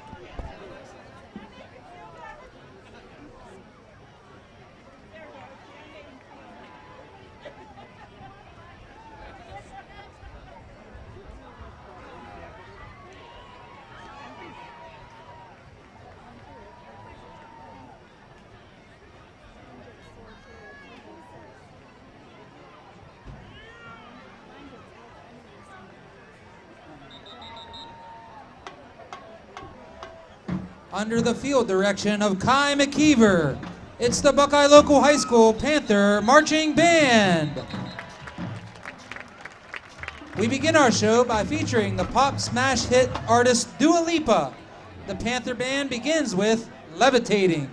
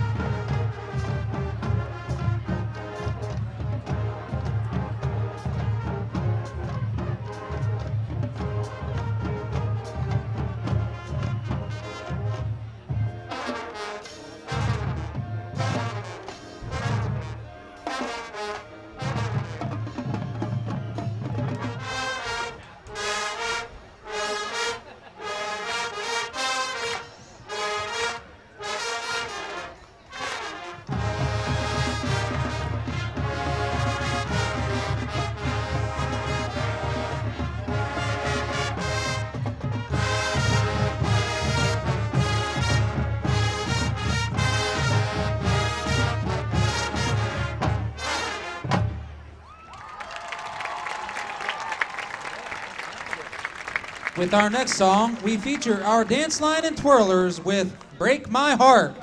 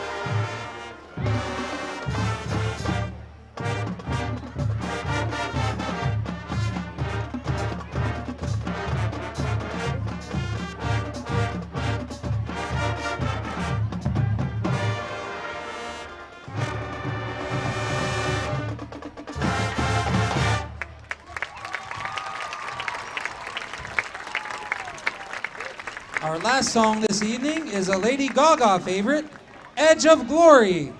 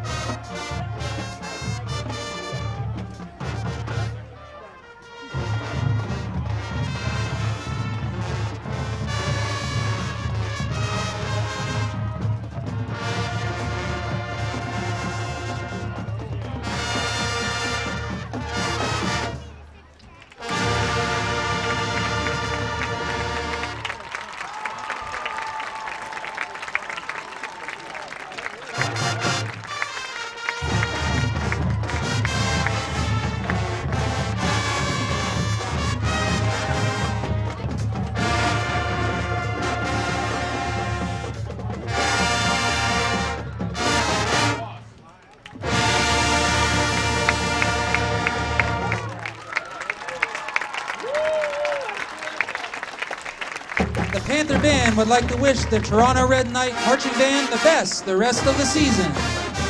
Have a wonderful evening, and let's go Panthers!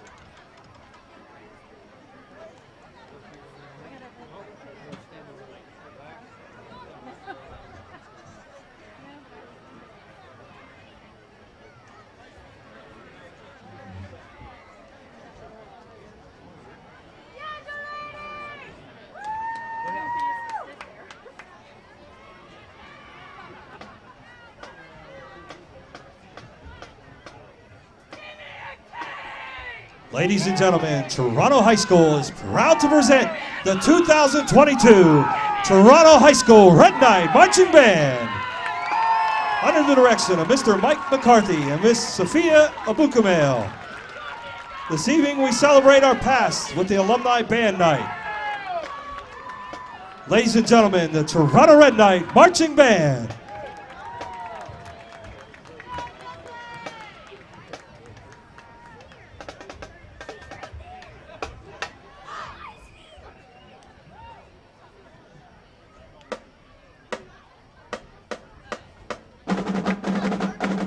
And now, let's welcome back the alumni from the Pride of Toronto.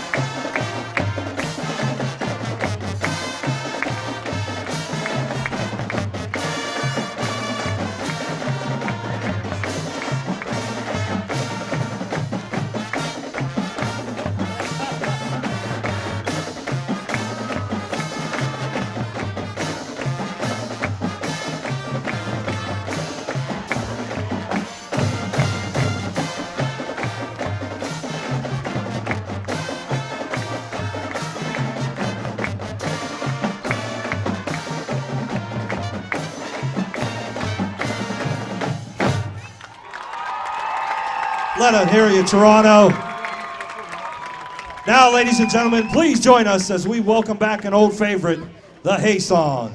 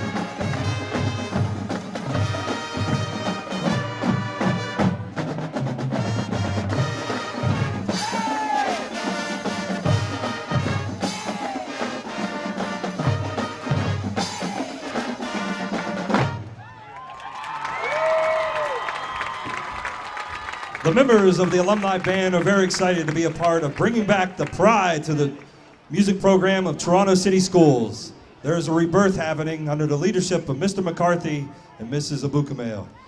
We ask that you please join the combined bands as we celebrate the past and the future of the Red Knight Band with the playing of the Toronto High School alma mater.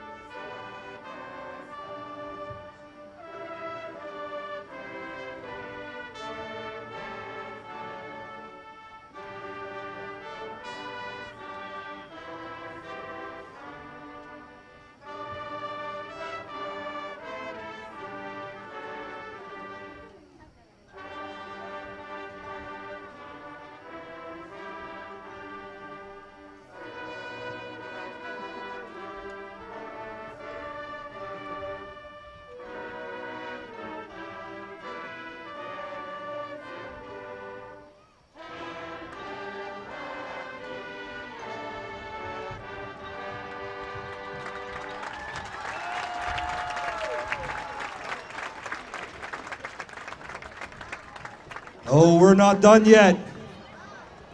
The bands now get down and dirty with another yearly band standard, Ain't Been Good.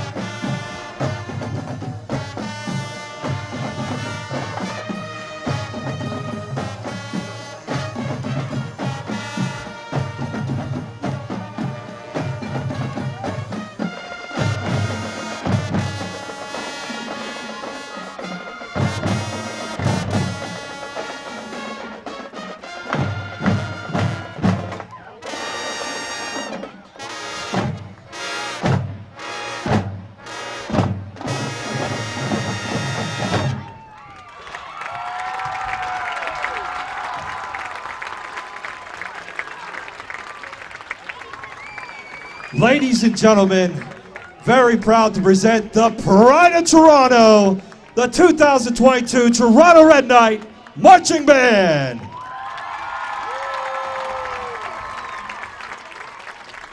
And also a big shout out to our Toronto Alumni Band. Thank you very much. Thank you.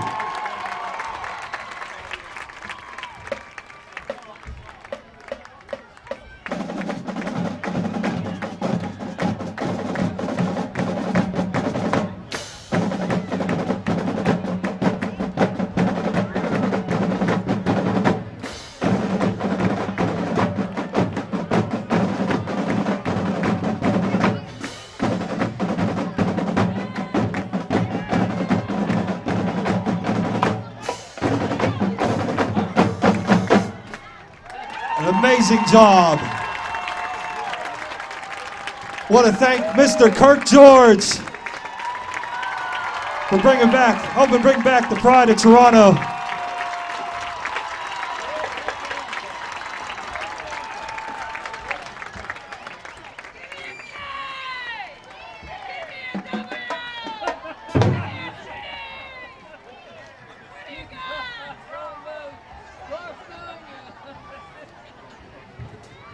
Hey, happy 33rd anniversary to Mr. and Mrs. Penny and Terry Walter. Happy 3rd anniversary.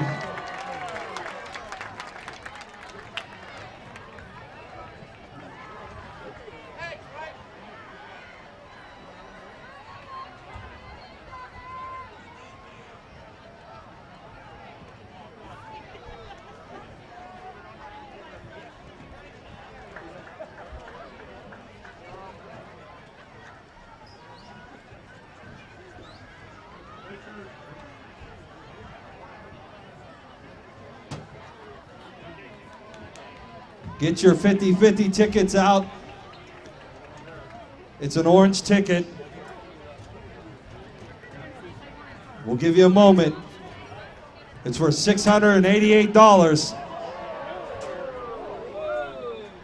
Woo!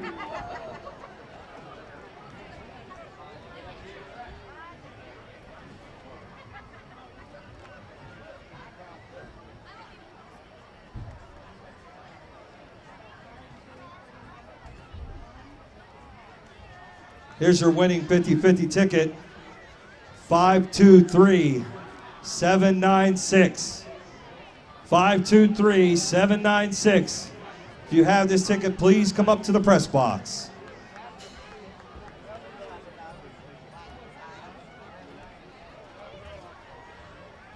Your number again, 523-796.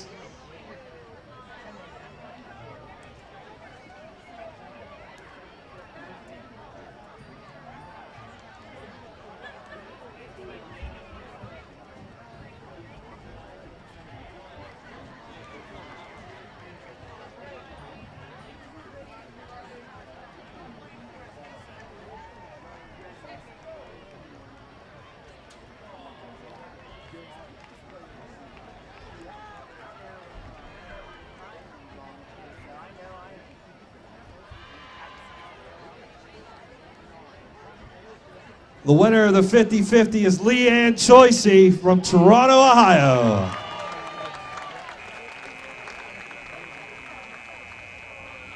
We'll take 10%, please.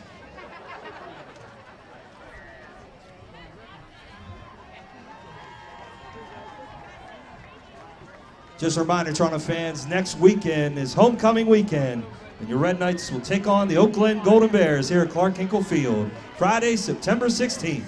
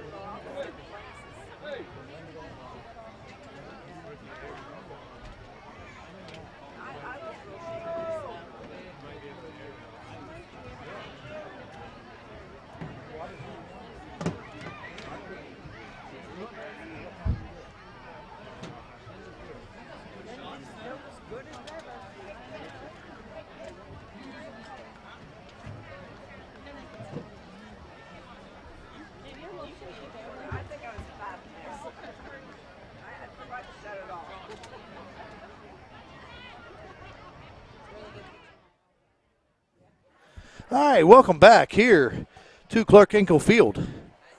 As your Red Knights set to do battle here in the second half. Right now we're up 26-19 from a wild and wacky first half, man. Ended pretty crazy. So the Red Knights got the ball first in this beginning of the game. So Buckeye will get it first coming out of the gates here in the second half. What a great halftime show. A lot of alumni band. Hopefully we got you some pretty good shots. Just a great atmosphere here. A lot of people in the crowd, as you see. I was down there on that camera panning, showing you. But we have a great packed house here at Clark Hinkle tonight in Toronto. And a barn burner game here. Exciting. A lot of action. So, with that being said, looks like we're about ready to kick off. Michael Henry for the Red Knights. And I believe they switched it up on me. Looks like McDivitt and Barry back deep. It's going to go toward Barry's way. Take a hop right next to Silent. He's going to pick it up about the 25-yard line up the right side. Still on his feet, but then gang tackled as he gets to about the 36-yard line.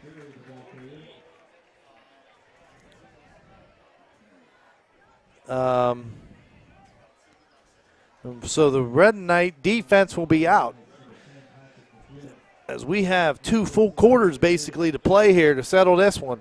It's been back and forth. If you're just tuning us in, Red Knights struck first on a 2-play drive, 53 yards.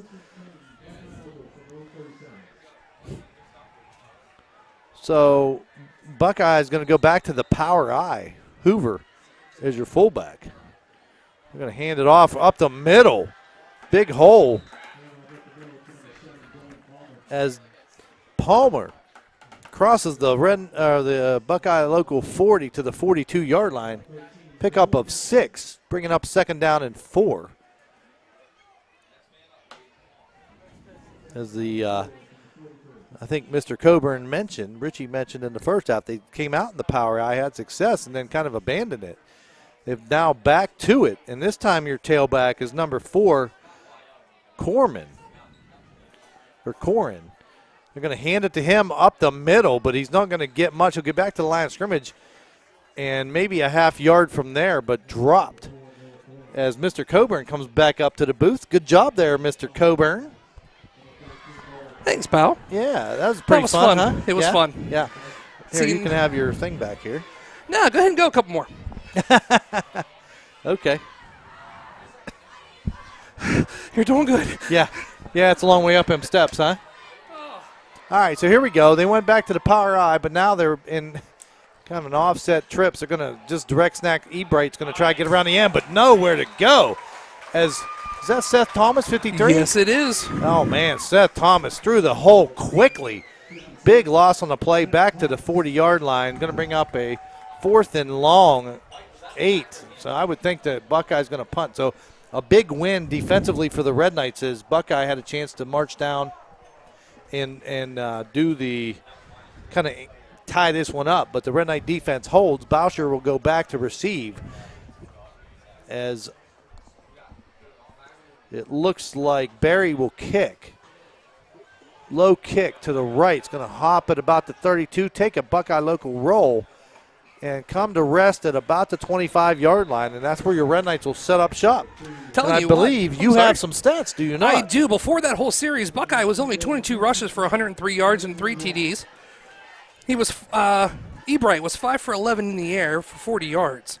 Taking a look at the Red Knight side, Zeb 10 rushes for 42 yards and 2 TDs. Zane Kinsey 4 rushes for 67 yards and a TD. Zeb in the air is 4 for 7, 85 yards, 1 TD, 1 interception. And receiving, Philby, 3 catches, 49 yards, 1 TD. As the Red Knights break the huddle, come to the line of scrimmage.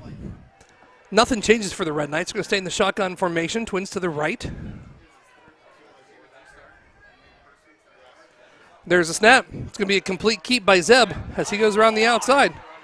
Tries to get to the outside again as he crosses the 35-yard line, gets taken pushed out of bounds at the 37-yard line.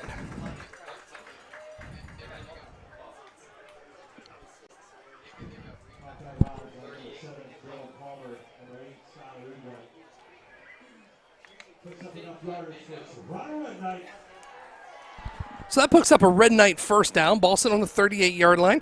Those stats, of course, courtesy of Mr. Barkus and Liddick, who sit right beside us, make us sound 10 times smarter than what we truly are. Here we go. Trips to the short side. Zeb. Shotgun. Zeb's going to follow the big guy on a nice little block. He's going to go across the 50 to the 45. And I couldn't see what lineman it was for the Red Knights, but boy, was it a heck of a block on a pull.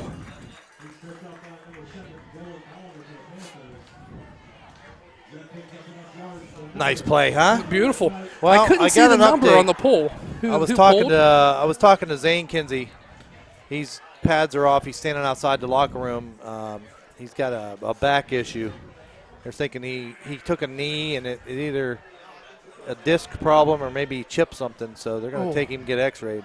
Smartest thing to do, not get him hurt, especially for this game. Exactly. When we need him down the line. As the throw goes up in the he's got air, him beat. He has a man wide open. It's going to be caught by Bowser. And I think they're going to mark him at the mark one. Him short. They're going to mark him at the one. Yeah. What I a play. can't see because whoever put that stupid speaker up there. Why don't you move it when, you know? It's, man, that guy was a moron. Do you know him? Not personally, but yeah, right. I've talked to him a couple times. Here we go, first down, ball on the one, first and goal. Twins to the left. Zeb looks. Zeb keeps his head down. Zeb powers through. Zeb end zone for 6. Touchdown, Red Knights. Yeah, nice job. I tell you what, this is the. We must have worked on some deep balls in practice because this is the best I've seen us throw the ball downfield. Agreed. Between the route and actually the touch of Kinsey, he's starting to get that feel for that 30, 40-yard pass down the field and stretching defenses. And it's really nice. It's going to open our offense up something big. And well, that's what that run does. Yeah. You know what I mean? Sure. As Red Knights are going for 2, Kinsey's going to look. He's going to put his head down. I don't know if they're going to give it to him or not. Haven't seen a signal they yet. do. I saw him. Did you? Yeah. So the 2-point conversion is going to be good. That puts the score right now. Your Red Knights 34. Panthers 19. I will say this. Are you ready? But I thought if I had 3 minutes to get down there, I thought there'd be plenty of time, right? Wasn't? Boy, that was more than time. I didn't know really? those last 3 minutes were going to take I know. long at the end of the second quarter. What a crazy end of the first half, man. It was. You were down there, and I just trying to broadcast it, man. It was something.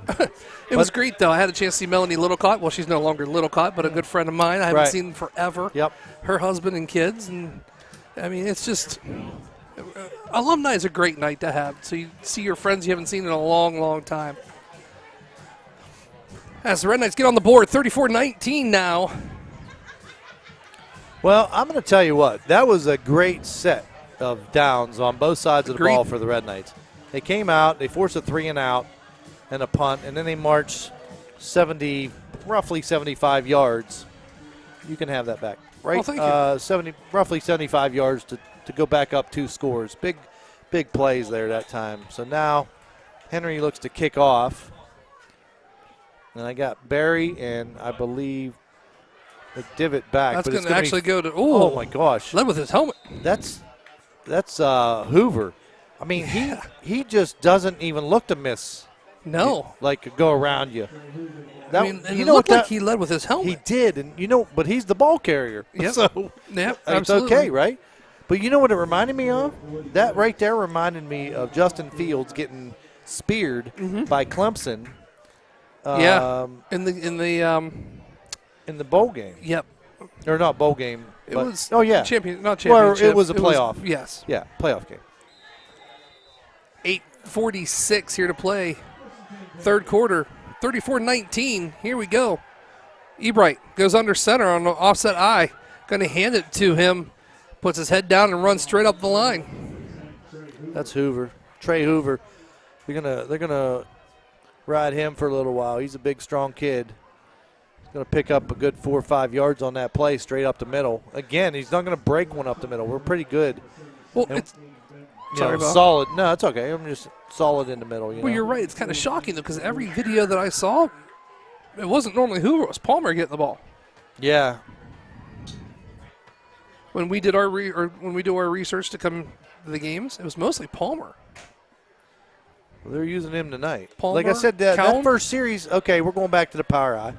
They've had success with that, and they got Hoover as a tailback. So it's going to be this time they're going to hand it off to Hoover.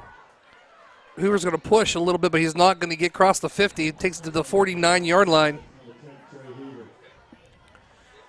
So they have Palmer lining up now as the fullback, and Hoover is the tailback. They're both big boys, strong. You know, I think this is going to be like just kind of a grind and pound type offense here in the second half. I noticed, I mentioned you that, you know, they came out in the power eye, then they abandoned it. Yeah. For a play or two. They had to punt. Now they're back to it, and they're having success. It's 3rd and 2. They're going to hand the ball off to them again. And the Red Knights did a great job keeping them there at the 50. Well, and I think what's happening right now is that we're winning the battle in the trenches. I talked about that in the first half. That's kind of like the key. You know what I mean? I agree. And first half, it was kind of a back and forth. They would win some battles, we win some battles. But right now, our guys up front are really, really controlling the line of scrimmage. Not a lot of running room, especially up the middle. But they're going to go for it here on 4th and 2 from the 50. Wow. Ebright hands it off to Barry. Oh, my gosh. And he's not going to do anything. They stuff him at the 50. What Red Knights ball midfield. What a defensive stand by the Red Knights. Wow. I believe that was Russ Dickinson also, too. Oh, my heavens. We are firing off the ball. Smash mouth down there right now. Andy Silverthorne also. Andy Silverthorne pretty much was right there. Wow, that was fantastic. Fantastic defense. Man, oh, man. So helmet on helmet. Oh. So that now makes it 1st and 10. Now Red Knights ball sitting right at midfield. Twins to the left. I lied. Twins to the right. Kinsey at shotgun. Going to fake it. Looks to throw to Bowser. Bowser's wide. He's going to catch it. He's going to continue his feet. They're just going to grab him by the back of his shirt and take him down. Ebright tackled tuck it in, Bob. Yeah, I know. If he tucks it in, he might be off to the races. He had some, what a nice play, little play action. You know, that success in the running game, like you were saying, sets that up, right? You get the linebackers to take a step up in toward the hole, not even to fill a gap, like they can just run. Just running through it. Right, and then just frees that Dominic up on the outside. Well, it freezes that linebacker up who wants to keep coming in at you. Exactly. Empty backfield this time. Yeah, Zeb fakes it and has a huge hole up the middle. He's going to take it. Puts his shoulder down as they go low on him as he gets to the 25-yard line. Once again, that's going to be good enough for another Red Knight first down. Yeah, nicely blocked up front. Got to give some credit to the big boys up front. That's where it all happens at first. And everybody watches the ball carrier and sees the glory. But, man, I'm going to tell you, those guys are doing a great job up front of communicating on their blocks and open up some holes. And we've got some mojo going now. Absolutely. As Buckeye Local has to take a timeout to discuss some things, it's going to be interesting, too, as well. We're going to take a quick timeout. You'll be back. We're listening to Red Knight Football right here on the K9 Network. We'll see you in 30. Losing a loved one is a very emotional and difficult experience. The Foster family and their professional staff at the J.E. Foster Funeral Home treat you like their own. For over 35 years, Jeff Foster and his son Jay have been serving Jefferson County and the communities of Toronto and Smithfield. If your family is faced with the loss of a loved one, or if you simply wish to discuss your pre-planning options, turn to a family you can trust. Visit their website at jefosterfh.com to see how their family can care for yours. And welcome back to Red Knight Football right here on the K9 Network. 6:03 in Jefferson County Cable. 6:03 here to play in the third quarter, 34-19.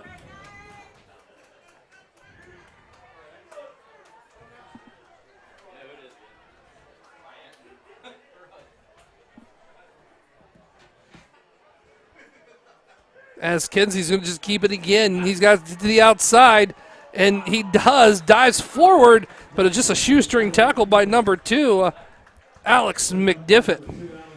All right, I'll tell you what, I'm liking the way this game's developing here. Second half seems to be moving a little bit quicker.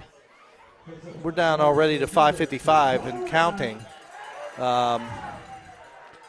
Third quarter. Red Knight's up 3 scores now. I feel better about that. Oh, I agree. Because I wasn't exactly sure. Right. Ball all the way back on the Buckeye Local 16. As Kinsey, shotgun, looks. This time they're going to hand it off to Landon Board, as he's going to get probably right back to around the line of scrimmage. Or I should say maybe down. one. Not back on, down to the 16. Down. Yeah. Well, that's pretty much where it kind of started at. Yeah, but I just, Prefer that better?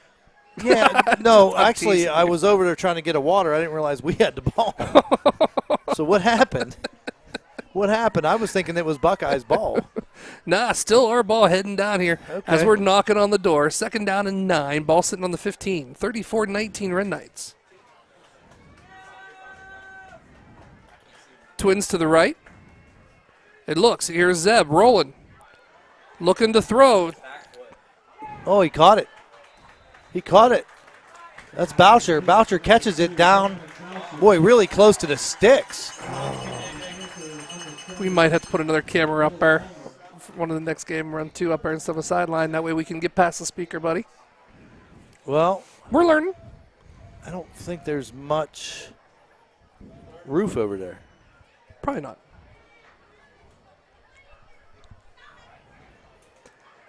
So it brings up here 3rd down and maybe 1. Trips to the right to the short side. Zeb running it. Looks, he got the first down as he crosses the 5 down to the 3-yard line. That should be good enough for a Red Knight first down, so it's going to be 1st and goal for the Red Knights. Agreed. Once again, a shout out to you and I and Jim Brown and Pam from Mesquite, Nevada, Mr. Harvillack and Allie. Yeah. Appreciate it. Shout out. Coach Perks tuning us in. He just gave me a text here.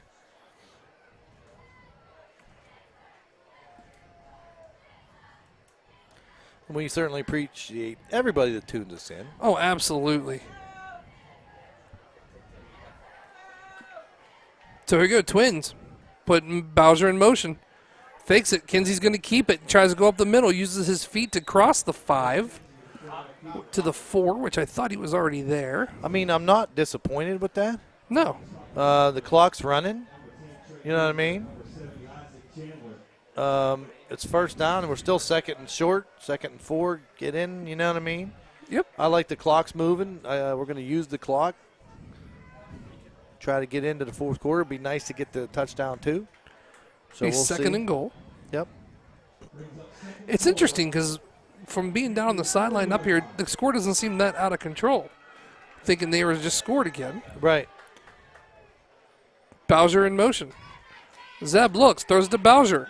Bowser's going to get into the inside, but he's not going to have a chance to do anything as he gets right back to the 4th. That's going to bring up 3rd down and goal for the Red Knights. He had room to the outside there, and he cut it back up in.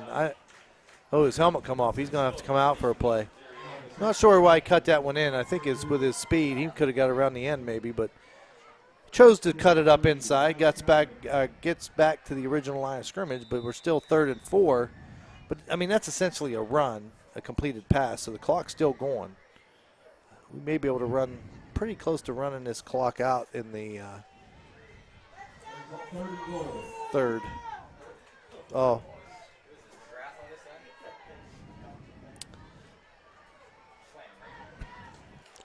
Quarterback keeper. Keep it right up the middle. Shakes, keeps his feet moving, gets to the 3. Brings up 4th down and goal for the Red Knights.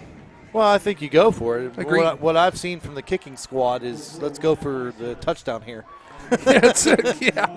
2-point conversions, you mean?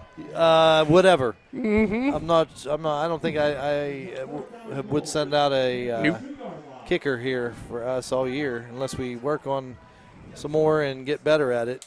But what we've seen hasn't been close. So, Red Knights. Oh, we're gonna try it. No, we're going to go for 2. Say, looked like Russ Dickinson was going to be a holder there for Kinsey, but we're going to get a flag on the play. Well, we got a timeout. Nope. No flag. Picked up the flag. Timeout Red Knights? Yes. It is. Timeout Toronto. Yes. Timeout Red Knights. Talk about this one. And while we do that, let's thank some people, shall we? Sure. So we want to go ahead and make a huge shout out to our internet, or to our to the Manning family. Yep. And I have the names here in my book as I read. Jimbo 49, Donna 50, Kathy Grimm 71, Ronnie Manning 72, Bo Manning 75, Lisa 81, Paige 82, Lori 84, Stacy Berger 1885, Doug and Dave class of 88, Kim Manning class of 97. They want to take the time to wish all the Red Knight athletic teams the best of luck this year. So we truly appreciate you guys. Jefferson County Cable, our partner in crime down there. They hooked us up today. I'm telling you what, he always does. Bob down there did it. We needed him bad, and he always comes through. Thanks again for getting us. We have the lower thirds running now. We didn't before, but. And J.E. Foster Funeral Homes, we couldn't do this without them too as well.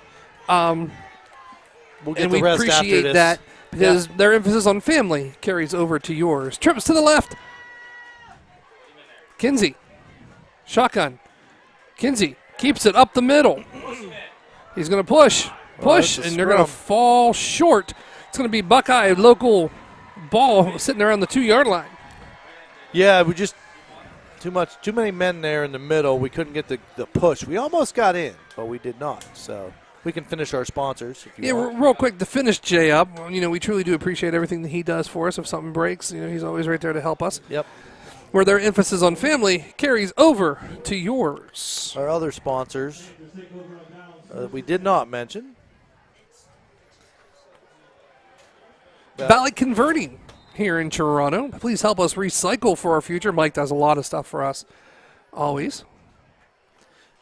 And we'll get the other ones here soon. We don't want you to miss a play. Right.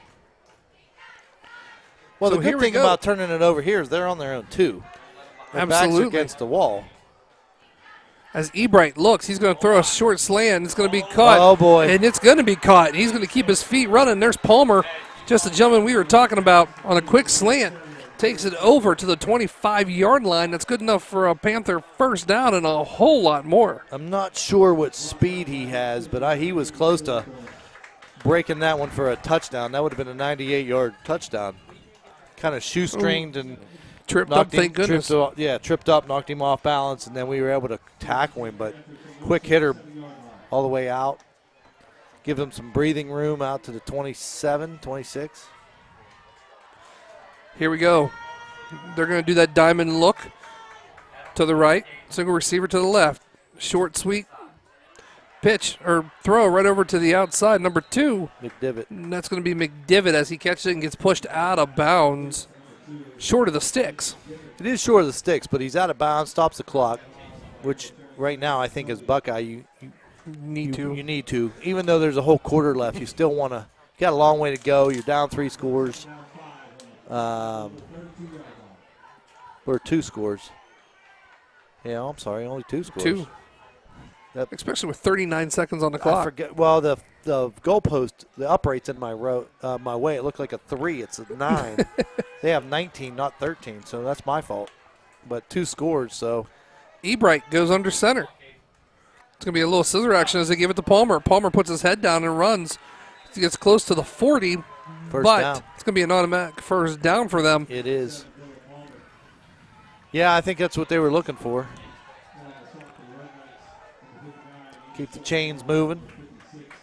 The biggest play, though, right now has been to give them that breathing room. They were down on the 2, and we were like ready, and that quick hitter, boy, got them all the way out. That's big. But that's okay. We can bend and Force a punt. Just We don't won't break. snap as the diamond over there to your right, pal. Looks, this time he's going to throw. It's going to be incomplete. Nice job, Caden McGrath there. That's Caden. I think he's filling in for Kinsey. On the corner. On the corner, yeah. And he read that quick slant that time and broke on the ball. Was able to knock that one loose. Great timing, too. But it does stop the clock with 5 seconds to go. Hey, PJ. Our good friend PJ Master Lasco listening from Findlay, Ohio. Truly appreciate you checking in, buddy. So here we go. We're going to get flags thrown on there. You're going to get a false start maybe? Yep. Legal procedure, I believe. False start on Buckeye. That backs them up. So that's one good thing. Yeah, I mean, they're going the opposite direction than what we really want them to go, so that's great. Second and 10 now becomes more like a second and 15. Got to get all the way close to midfield to get that first down, all the way out to the 49. So here we go as Ebright goes under center. Looks, misdirection again. They're going to hit the Barry. Barry's going to get to the 40-yard line, back up to the most close to the original line of scrimmage as the horn sounds to be the end of the third quarter. With the score, your Red Knights 34. Buckeye Local 19. One more shout out to our friend Charlotte. Who? Charlotte. Oh, yeah, look at those. I'm telling you, Charlotte's it's beautiful. there. Yeah, she's there, and her friend's over there. Oh, wow, they're in the web. They're actually beautiful webs. They are. I didn't see that thing. That's a pretty big spider. Stay over there. As we go to the fourth quarter, it's, interesting.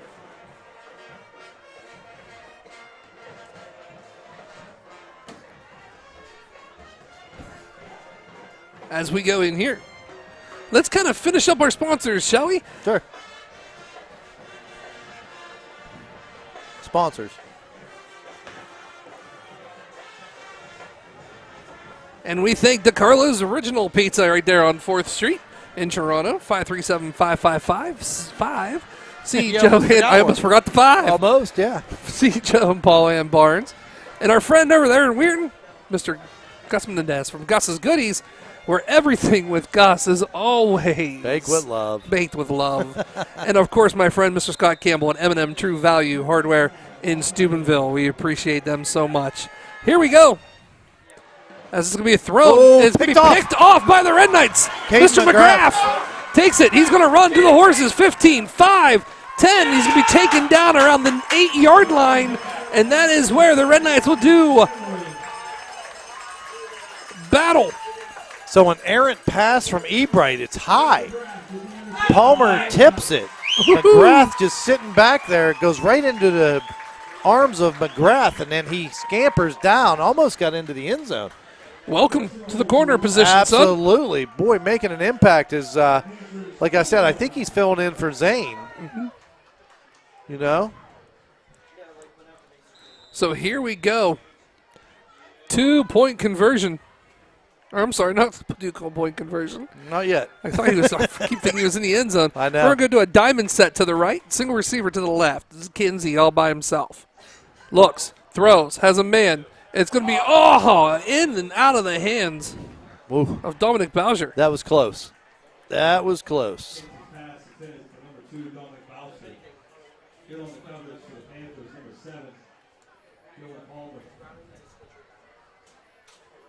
Brings up second and goal for the Red Knights.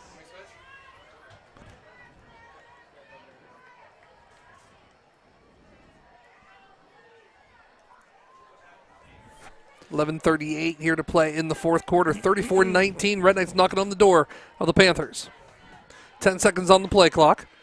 Twins to the right, single receiver to the left. Kinsey, nothing changes as he's in shotgun. This time we're going to put Bowser in motion. Bowser's going to take it.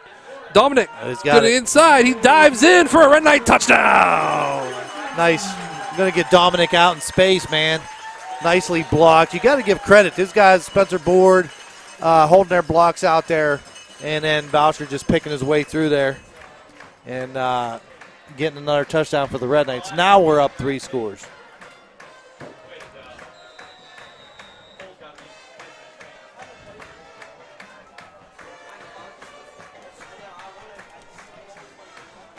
Another shout out here. Okay, cool, pal. Yeah, so. You know what? Can we do it right after the 2-point conversion? Oh, yeah. Let's do it right I wasn't after. paying attention. That's okay, pal.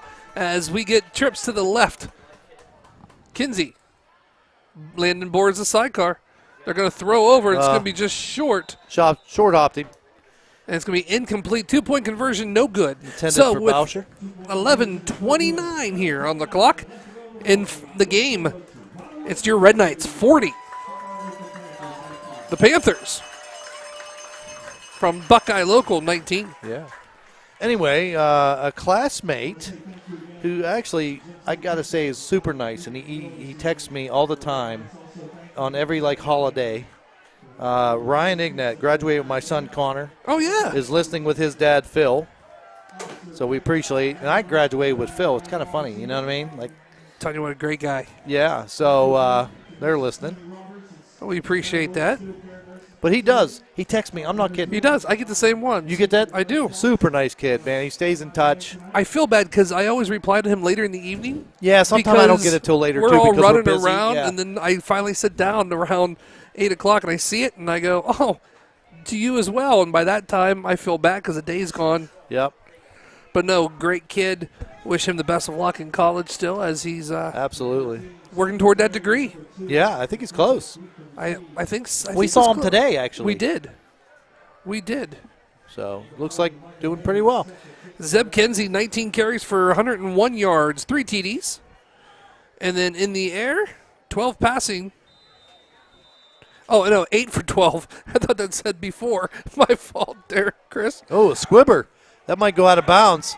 Oh, Red Knights almost dove and caught that one as Russ Dickinson dove almost to the onside. It wasn't supposed to be. Might have had to come off the foot wrong as it goes out of bounds, and so Buckeye will get good field position here. But go ahead. I thought that said before 12, but it doesn't. It's 8 for 12, passing 151 yards, 1 TD, 1 interception. And Boucher, 4 catches for 66 yards and 1 rushing TD. So not some bad stats at all. That's going to be a legal procedure against the Red Knights, of course. Kicked it out of bounds.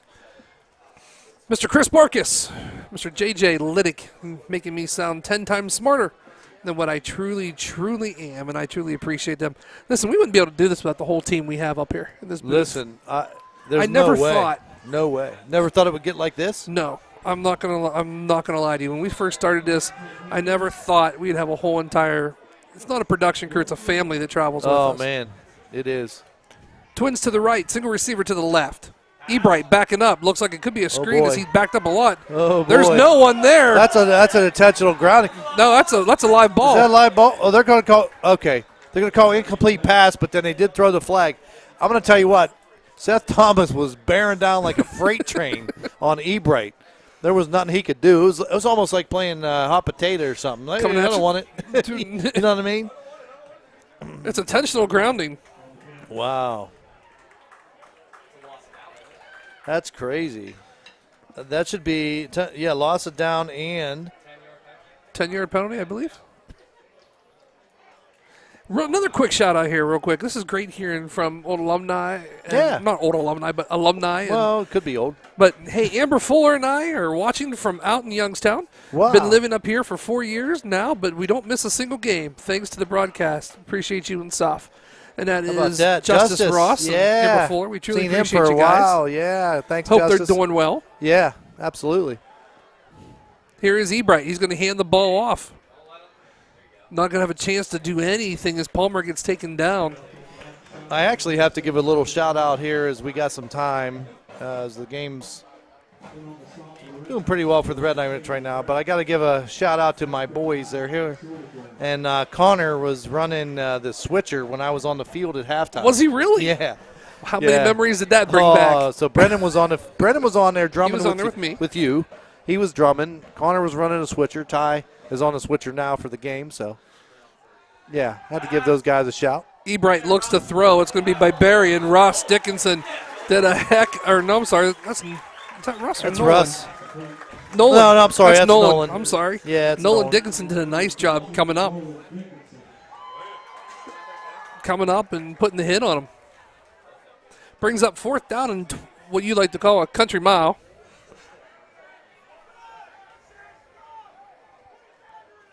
.25. Put Bowser back for the punt. Bowser's going to sit right around his own 30-yard line as Barry's going to punt it away from his 20. Snap. There is the punt. Over and ends. It's going to hit at the 41 and go out of bounds. So that's where the Red Knights will take over 1st and 10 after that punt, pal. Couple more shout-outs here. Dale Martin, who we work with, said I look good behind the camera at halftime. Not in front of it, behind it. Behind it. Yeah. I got it. He's a wise man, that guy. You know, so, and then I have to give a shout-out. Don Russley tunes us cool. in. He likes to watch his grandsons, Nolan and Russ. That's awesome. He should be very proud right now, Says playing one heck of a game. Yeah, I guess it's his birthday, so happy birthday to him. And very cool. Jenny texts me, so he likes to watch the Yins broadcast. I love it. Yeah. They're going to hand it off. Here goes Board. He's going to get some speed, keeps his feet moving. He did a nice job. Landon Board. He did. Takes it down to the 49-yard line. You know what? I'm going to be selfish here, too. I'm going to do another shout-out if it's possible, too. My son. I know he's here at the game. He will not hear this, but, you know, Hayden's birthday Sunday. Okay. You know, tearing the big 10 years. Oh. And on Double Sunday, digits. on 9/11. Double digits. And, you know, truly, truly appreciate him and it was so awesome being on the field with my daughter, too, as well today. And my wife. Oh, You know, wow. the whole family was How on about there. that? That's So, pretty cool. Happy birthday, my buddy. As here we go. Looking. Bounces. Kinsey I think it's just a going to busted take play. it. It's a busted play, but we're going to make something out of it. Are we trying to get to the outside? The first down. And I'm telling you what, though, McDiffett did a nice job for him, keeping him going more as he dove out his ankles. He did, but Kinsey again bobbled the snap a little. We got a flag anyway. We got an illegal motion on. I think they're going to get Dom. Dom was like tight in formation and then kind of ran out, came back, and it looks like he drifted a step or so toward the line of scrimmage, but I didn't think they were going to call it, but they did. So that'll back the Red Knights up. Instead of a first down, we'll be looking at more like 2nd and 6. And also, too, one last one that I have right here. I know the Wagstaffs are always watching. They listen and watch every single weekend from the party in their garage. That's right. And I apologize. I got their shout out when I got home last week, so I want to make sure I do it this week. Fakes it. Kinsey right up the middle. Trying to get to the outside, and he is, as he takes it right out to the 45-yard line, but not before he crosses the sticks and gives it a Red Knight first down. I'm glad he went out of bounds. He doesn't look to go out of bounds a lot. And no. You don't want your quarterback dropping his shoulder too often. You know what I mean? I know he's a bruiser and he likes to do that and especially all, when it's your starting quarterback. Well, exactly. You know, so I'm glad he stepped out that time. Don't take the extra hit. Single receiver all the way down here to the left. Philby. Going to hand it off. Landon Board keeps his feet moving. Chugs over to the 40-yard line. Boy, are we opening up 37. Are we opening up some holes or what? Wow. We always said you got to give credit to those big guys up front. And being one of those big guys up front. Yeah. Before, not now. You know, you don't get that credit sometimes. You know? Yeah. I remember Dan Marino used to have a isotoner commercial. Yes. Take care of the hands that take care of you. Yes. And then the big guys would pick him up and take him off set. Run him off. Yeah, that was also on as we're going to go ahead and hand the yeah. ball off Ace here real Ventura? quick. Yep, I was going there, but look at that. Keeps running, keeps his head down, Landon Board. Oh, man, to I'll the tell 20, you what. or past the 20 down to the 16-yard line. You got to keep giving him the rock. Let him do it. You got to get him in the end zone. You got to keep calling his number. He is running lights out. And this is your future right here too, guys. You know what I mean?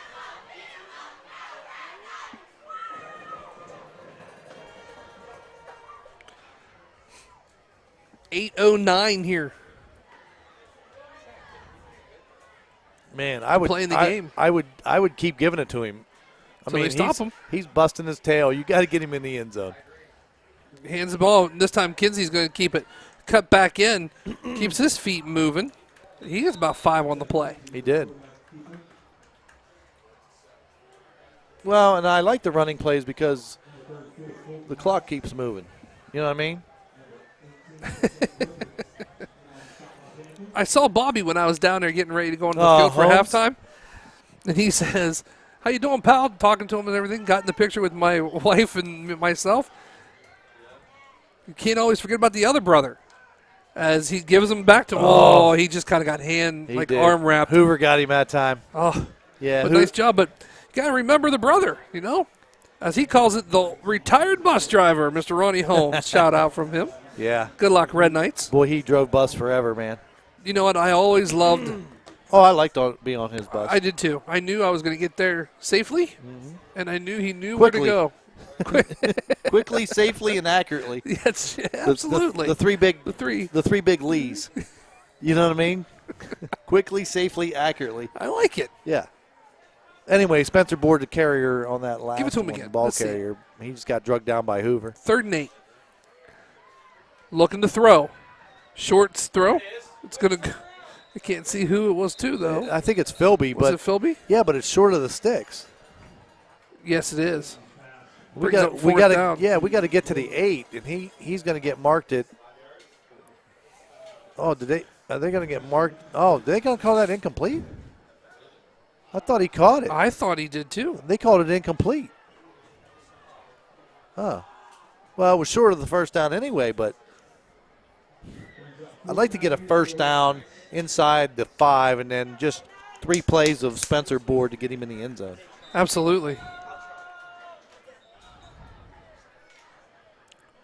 What do we got here? All right, Red Knight's going to take another timeout. That's their second of the half. 6:37 to go. They have 1 remaining. I just realized, thanks, Mike. I got to change something on this roster here.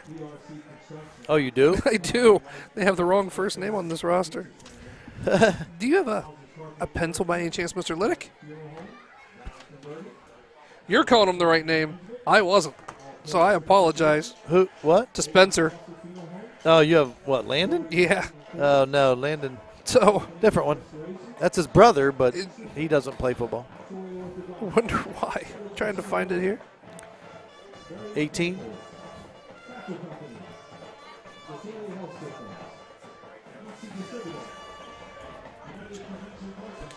All right, that's changed. Thanks, Mike. I appreciate it.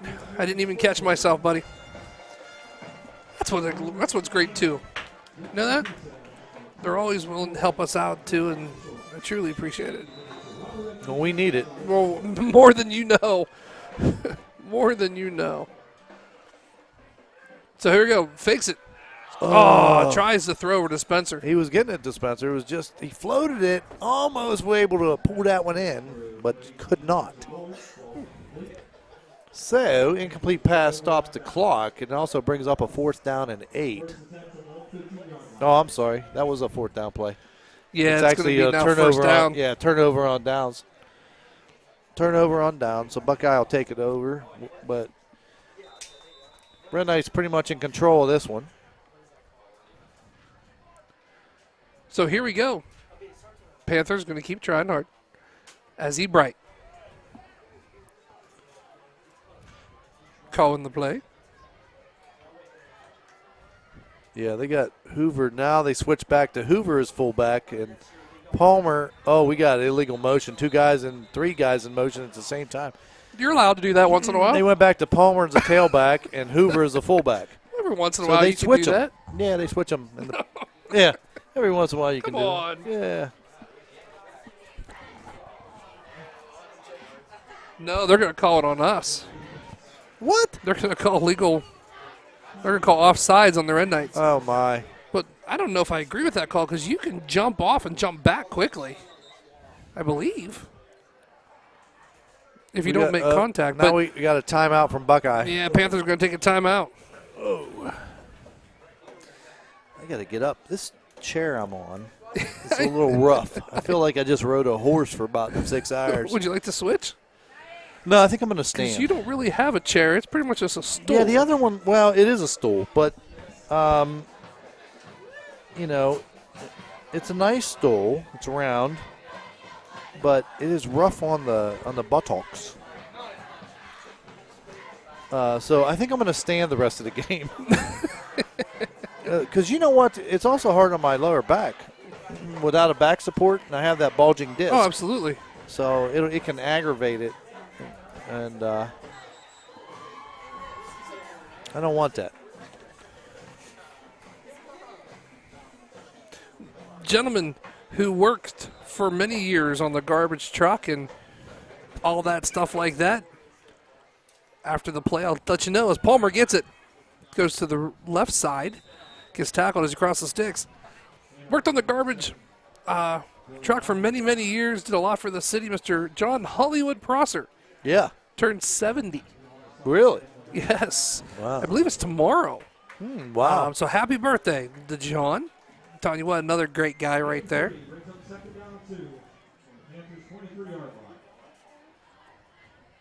Oh. This is why I love everyone who listens, especially this man, because we miss PJ. PJ being an official. Yeah. He says, Richie, he goes, high school rules, once the defense breaks the line of scrimmage, that is a dead ball foul. It's not like the NCAA. Oh. Which I appreciate that, PJ, completely. Thank you so much, buddy. So Barry takes that one up the middle for a Buckeye Local first down, gets it all the way across the 35 to the 36.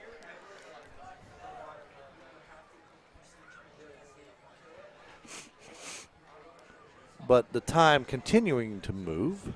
Yeah, 5:56 in counting here in the fourth quarter. 40-19 your Red Knights. First and 10 ball on the 36. Ebright in the shotgun formation. Here he comes. Oh, he's we under have pressure. Benton and a bunch of other ones.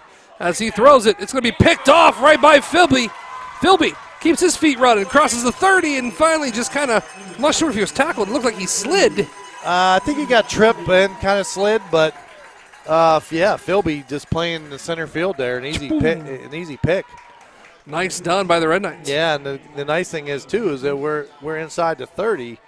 I would get a steady dose of running plays here and just run that clock out. And I'm going to agree with you, what you said the last downs. Let's get Spencer in the end zone. Yeah, I'd like to see Spencer get in the end zone. I mean, he's been running hard. Just keep giving. Oh man, he's been doing a great job. He's got some speed. You know, our whole team is pretty fast. I see. You have also Nathan Liddick in the tight end spot. Yeah. So here we go. Kinsey hands it off to Spencer. Spencer keeps his feet moving right up the middle to the 20. And you know what, though? Yeah, he ran hard. Yeah, he did a nice job, but you got to give credit to those big boys up front. Did you see that hole? I did. Wow. I did. It doesn't happen without that, let me tell you. That's the prerequisite to a nice big run like that. You know what I mean? Fantastic. Good 6 yards. That's when Coach says, hey, we're going to take you for wings on Monday.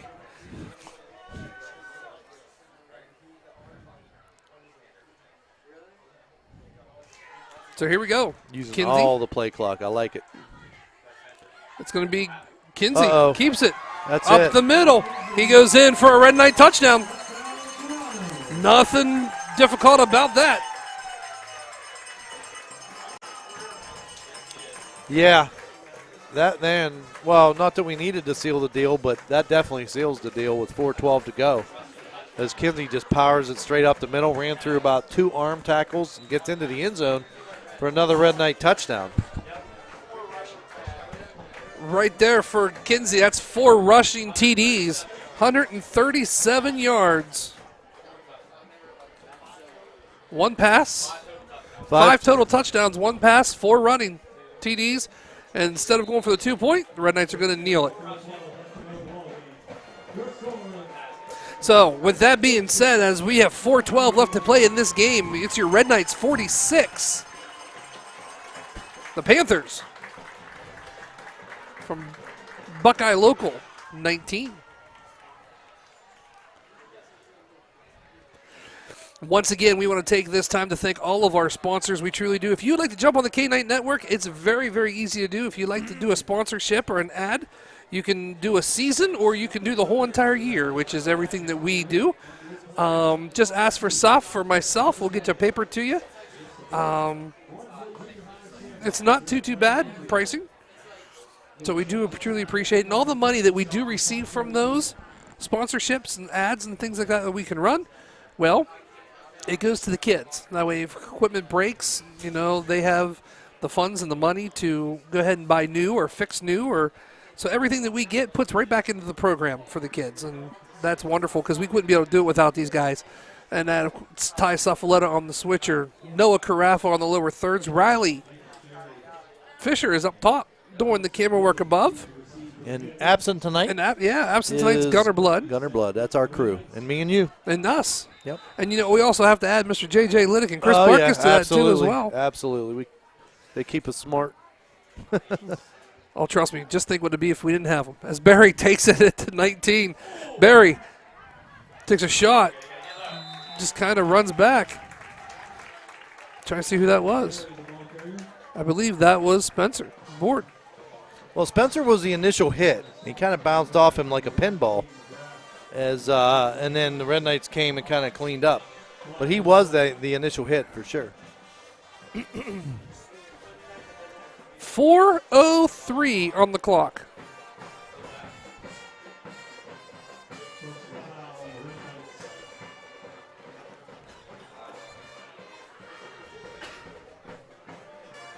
Interested to see what's going on here. Did I miss some? I'm still waiting to see. I don't know. We must have had some kind of foul penalty because the ball's all the way out to the 50. So I'm sitting here looking, did I miss something? Huh. So here we go. Ebright looking to throw. He's going to try to throw to the corner, just kind of overthrows him a little bit as he throws out of bounds. Well, looks like we're going to, once we get the ball, looks like we're going to have some substitutions going in for us too as well, as I see I think Brock Hughes going to get a line change. Sideline. Yeah, we're going to get a line change here pretty soon. Actually, we have a few out there already, I think. Couple, maybe? Yeah, maybe not. Yeah. Yeah, it looks like it. No. It's hard to tell. You want to know why? I think you brought this up last game. When we played on the grass field, you could tell it was dirty, and you could tell the clean ones when they came in. Exactly. Now, we're so they got it off in 3 seconds. They're going to hand it off. We're going to get flags thrown everywhere.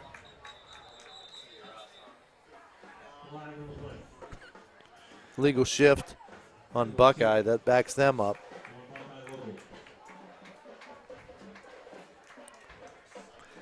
Stops the clock at 3:51.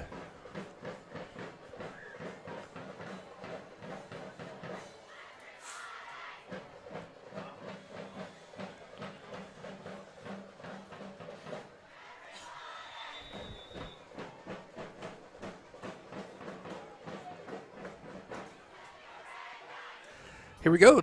Trips to the left. Ebright backing up, taking a long drop. Did you see that? Yeah, so that was a deep roll. I agree with you. And it looked like the same play. He's actually trying to throw that to McDivitt out in the kind of a deep out, and he's come up short twice on the run. I don't know if he needs to roll out maybe a little less. Make it a little bit tighter? Yeah, a little down on the line? a little more, right, a little more down the line and less back. But then again, too, he probably also knows the fact that... Well, Philby's in coverage, and he's right there. He's already got one pick. So here we go, power I. Going to hand it off to Palmer. Palmer's going to kind of shake it a little bit, not sure where he wants to go until he gets close to the original line of scrimmage on fourth down, or for fourth down.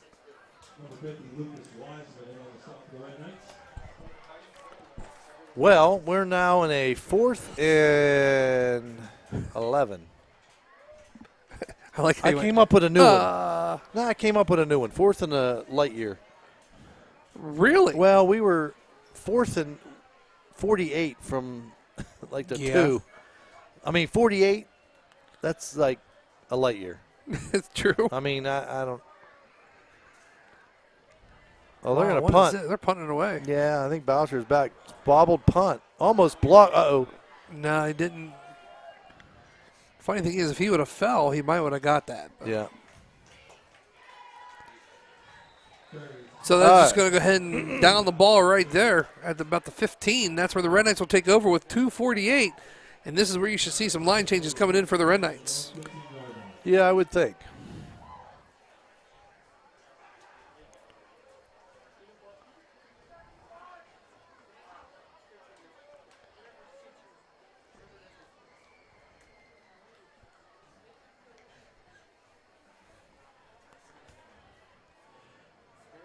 All right, so back deep in their own territory as the Red Knights will put this one in play here from their own 15.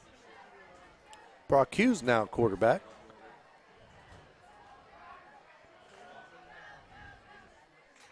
Boucher in motion. There's a snap. Going to be handoff. Spencer Board, right side. Nice job. Out to about the 20. Oh, sorry. That looked like an 8. It's actually number 10.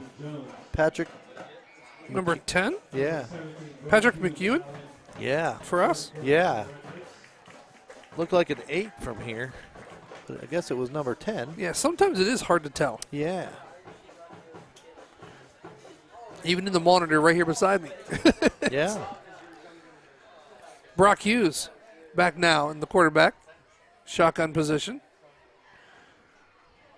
Ooh, another Snap. mishandled snap as Hughes is able to get it back, but that's it. He's lucky to get it. Went straight up and right back down into his hands. But that was a little miscue there. We've had that happen a few times, even Kinsey in the first half. One right through the hands. And the one thing, too, right now that continues the clock to keep running. Yeah. At 1:40 here. Ball on the 17-yard line of the Red Knights.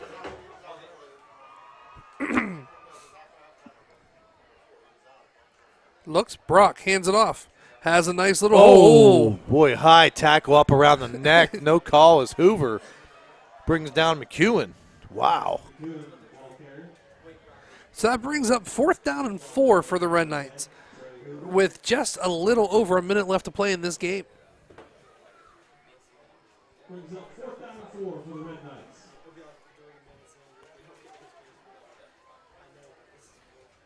I think we're going to punt this one away. It looks like it. Philby back standing at his own 10. And they're going to send Palmer back for Buckeye, standing at his 50, roughly. Oh, muffed punt. As Philby drops it. So Buckeye will take over again deep in Red Knight territory here. 34 seconds on the clock here. 46-19, your Red Knights. Number 15, Andrew Jones. Number 65, Chris Holt. Right on the sophomore Panthers.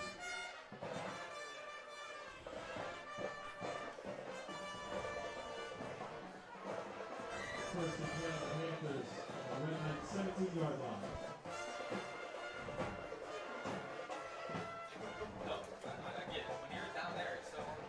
So here we go, 8:34 on the clock, 49-19, Red Knights. Power I formation as Ebright goes under center.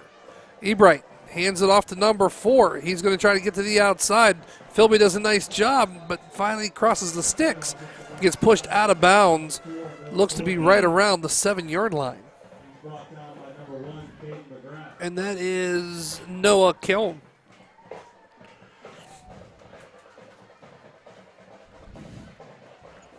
Well, that'll stop the clock temporarily.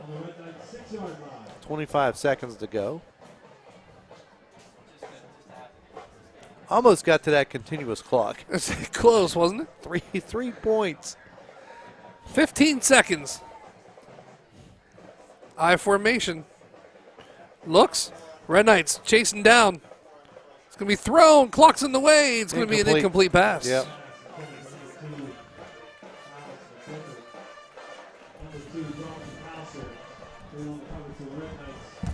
6 on the clock.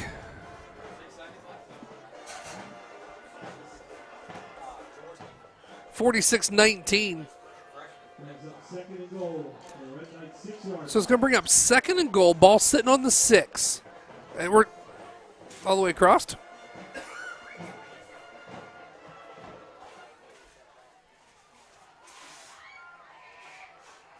I formation. Hands it off. Looking to throw. He's going to dive into the end zone. It's going to be a touchdown as the clock expires. Touchdown, Buckeye Local.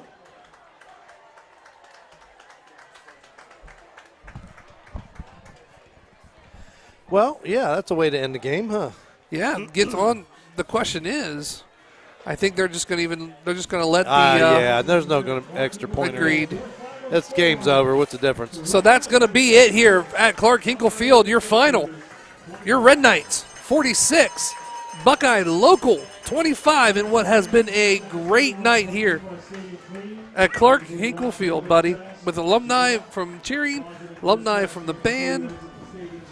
Unbelievable, pal. What a great night. I had a blast. Thanks for everybody tuning us in. We appreciate it week after week. And we're not done, man. You want to know why? No. We're back live here next Friday night here at Clark Hinkle Field. Well, it's another big night. We're going to crown a queen, pal. It's that's right. Here at Toronto. Wow. So congratulations goes out to the Queens and the Kings who are going to compete for that. Yeah. And, of course, if you're not doing anything, Sunday night here, I believe it's at 5, they're having the Powder Puff game. And that's where they'll crown the king. And then, of course, if you want, we will be here live from Clark Hinkle Field as we will bring you the crowning of the 2022 Homecoming Queen live right here on K-Night Network if you can't make it. That's going to do it, though, for us. For Mr. Rob Suffaletta, for Ty Suffaletta, Noah Carafa, Riley Fisher, Mr. Barkus, Mr. Liddick, and the whole town of Toronto, we thank you guys so much for listening in. Have a great night, everybody.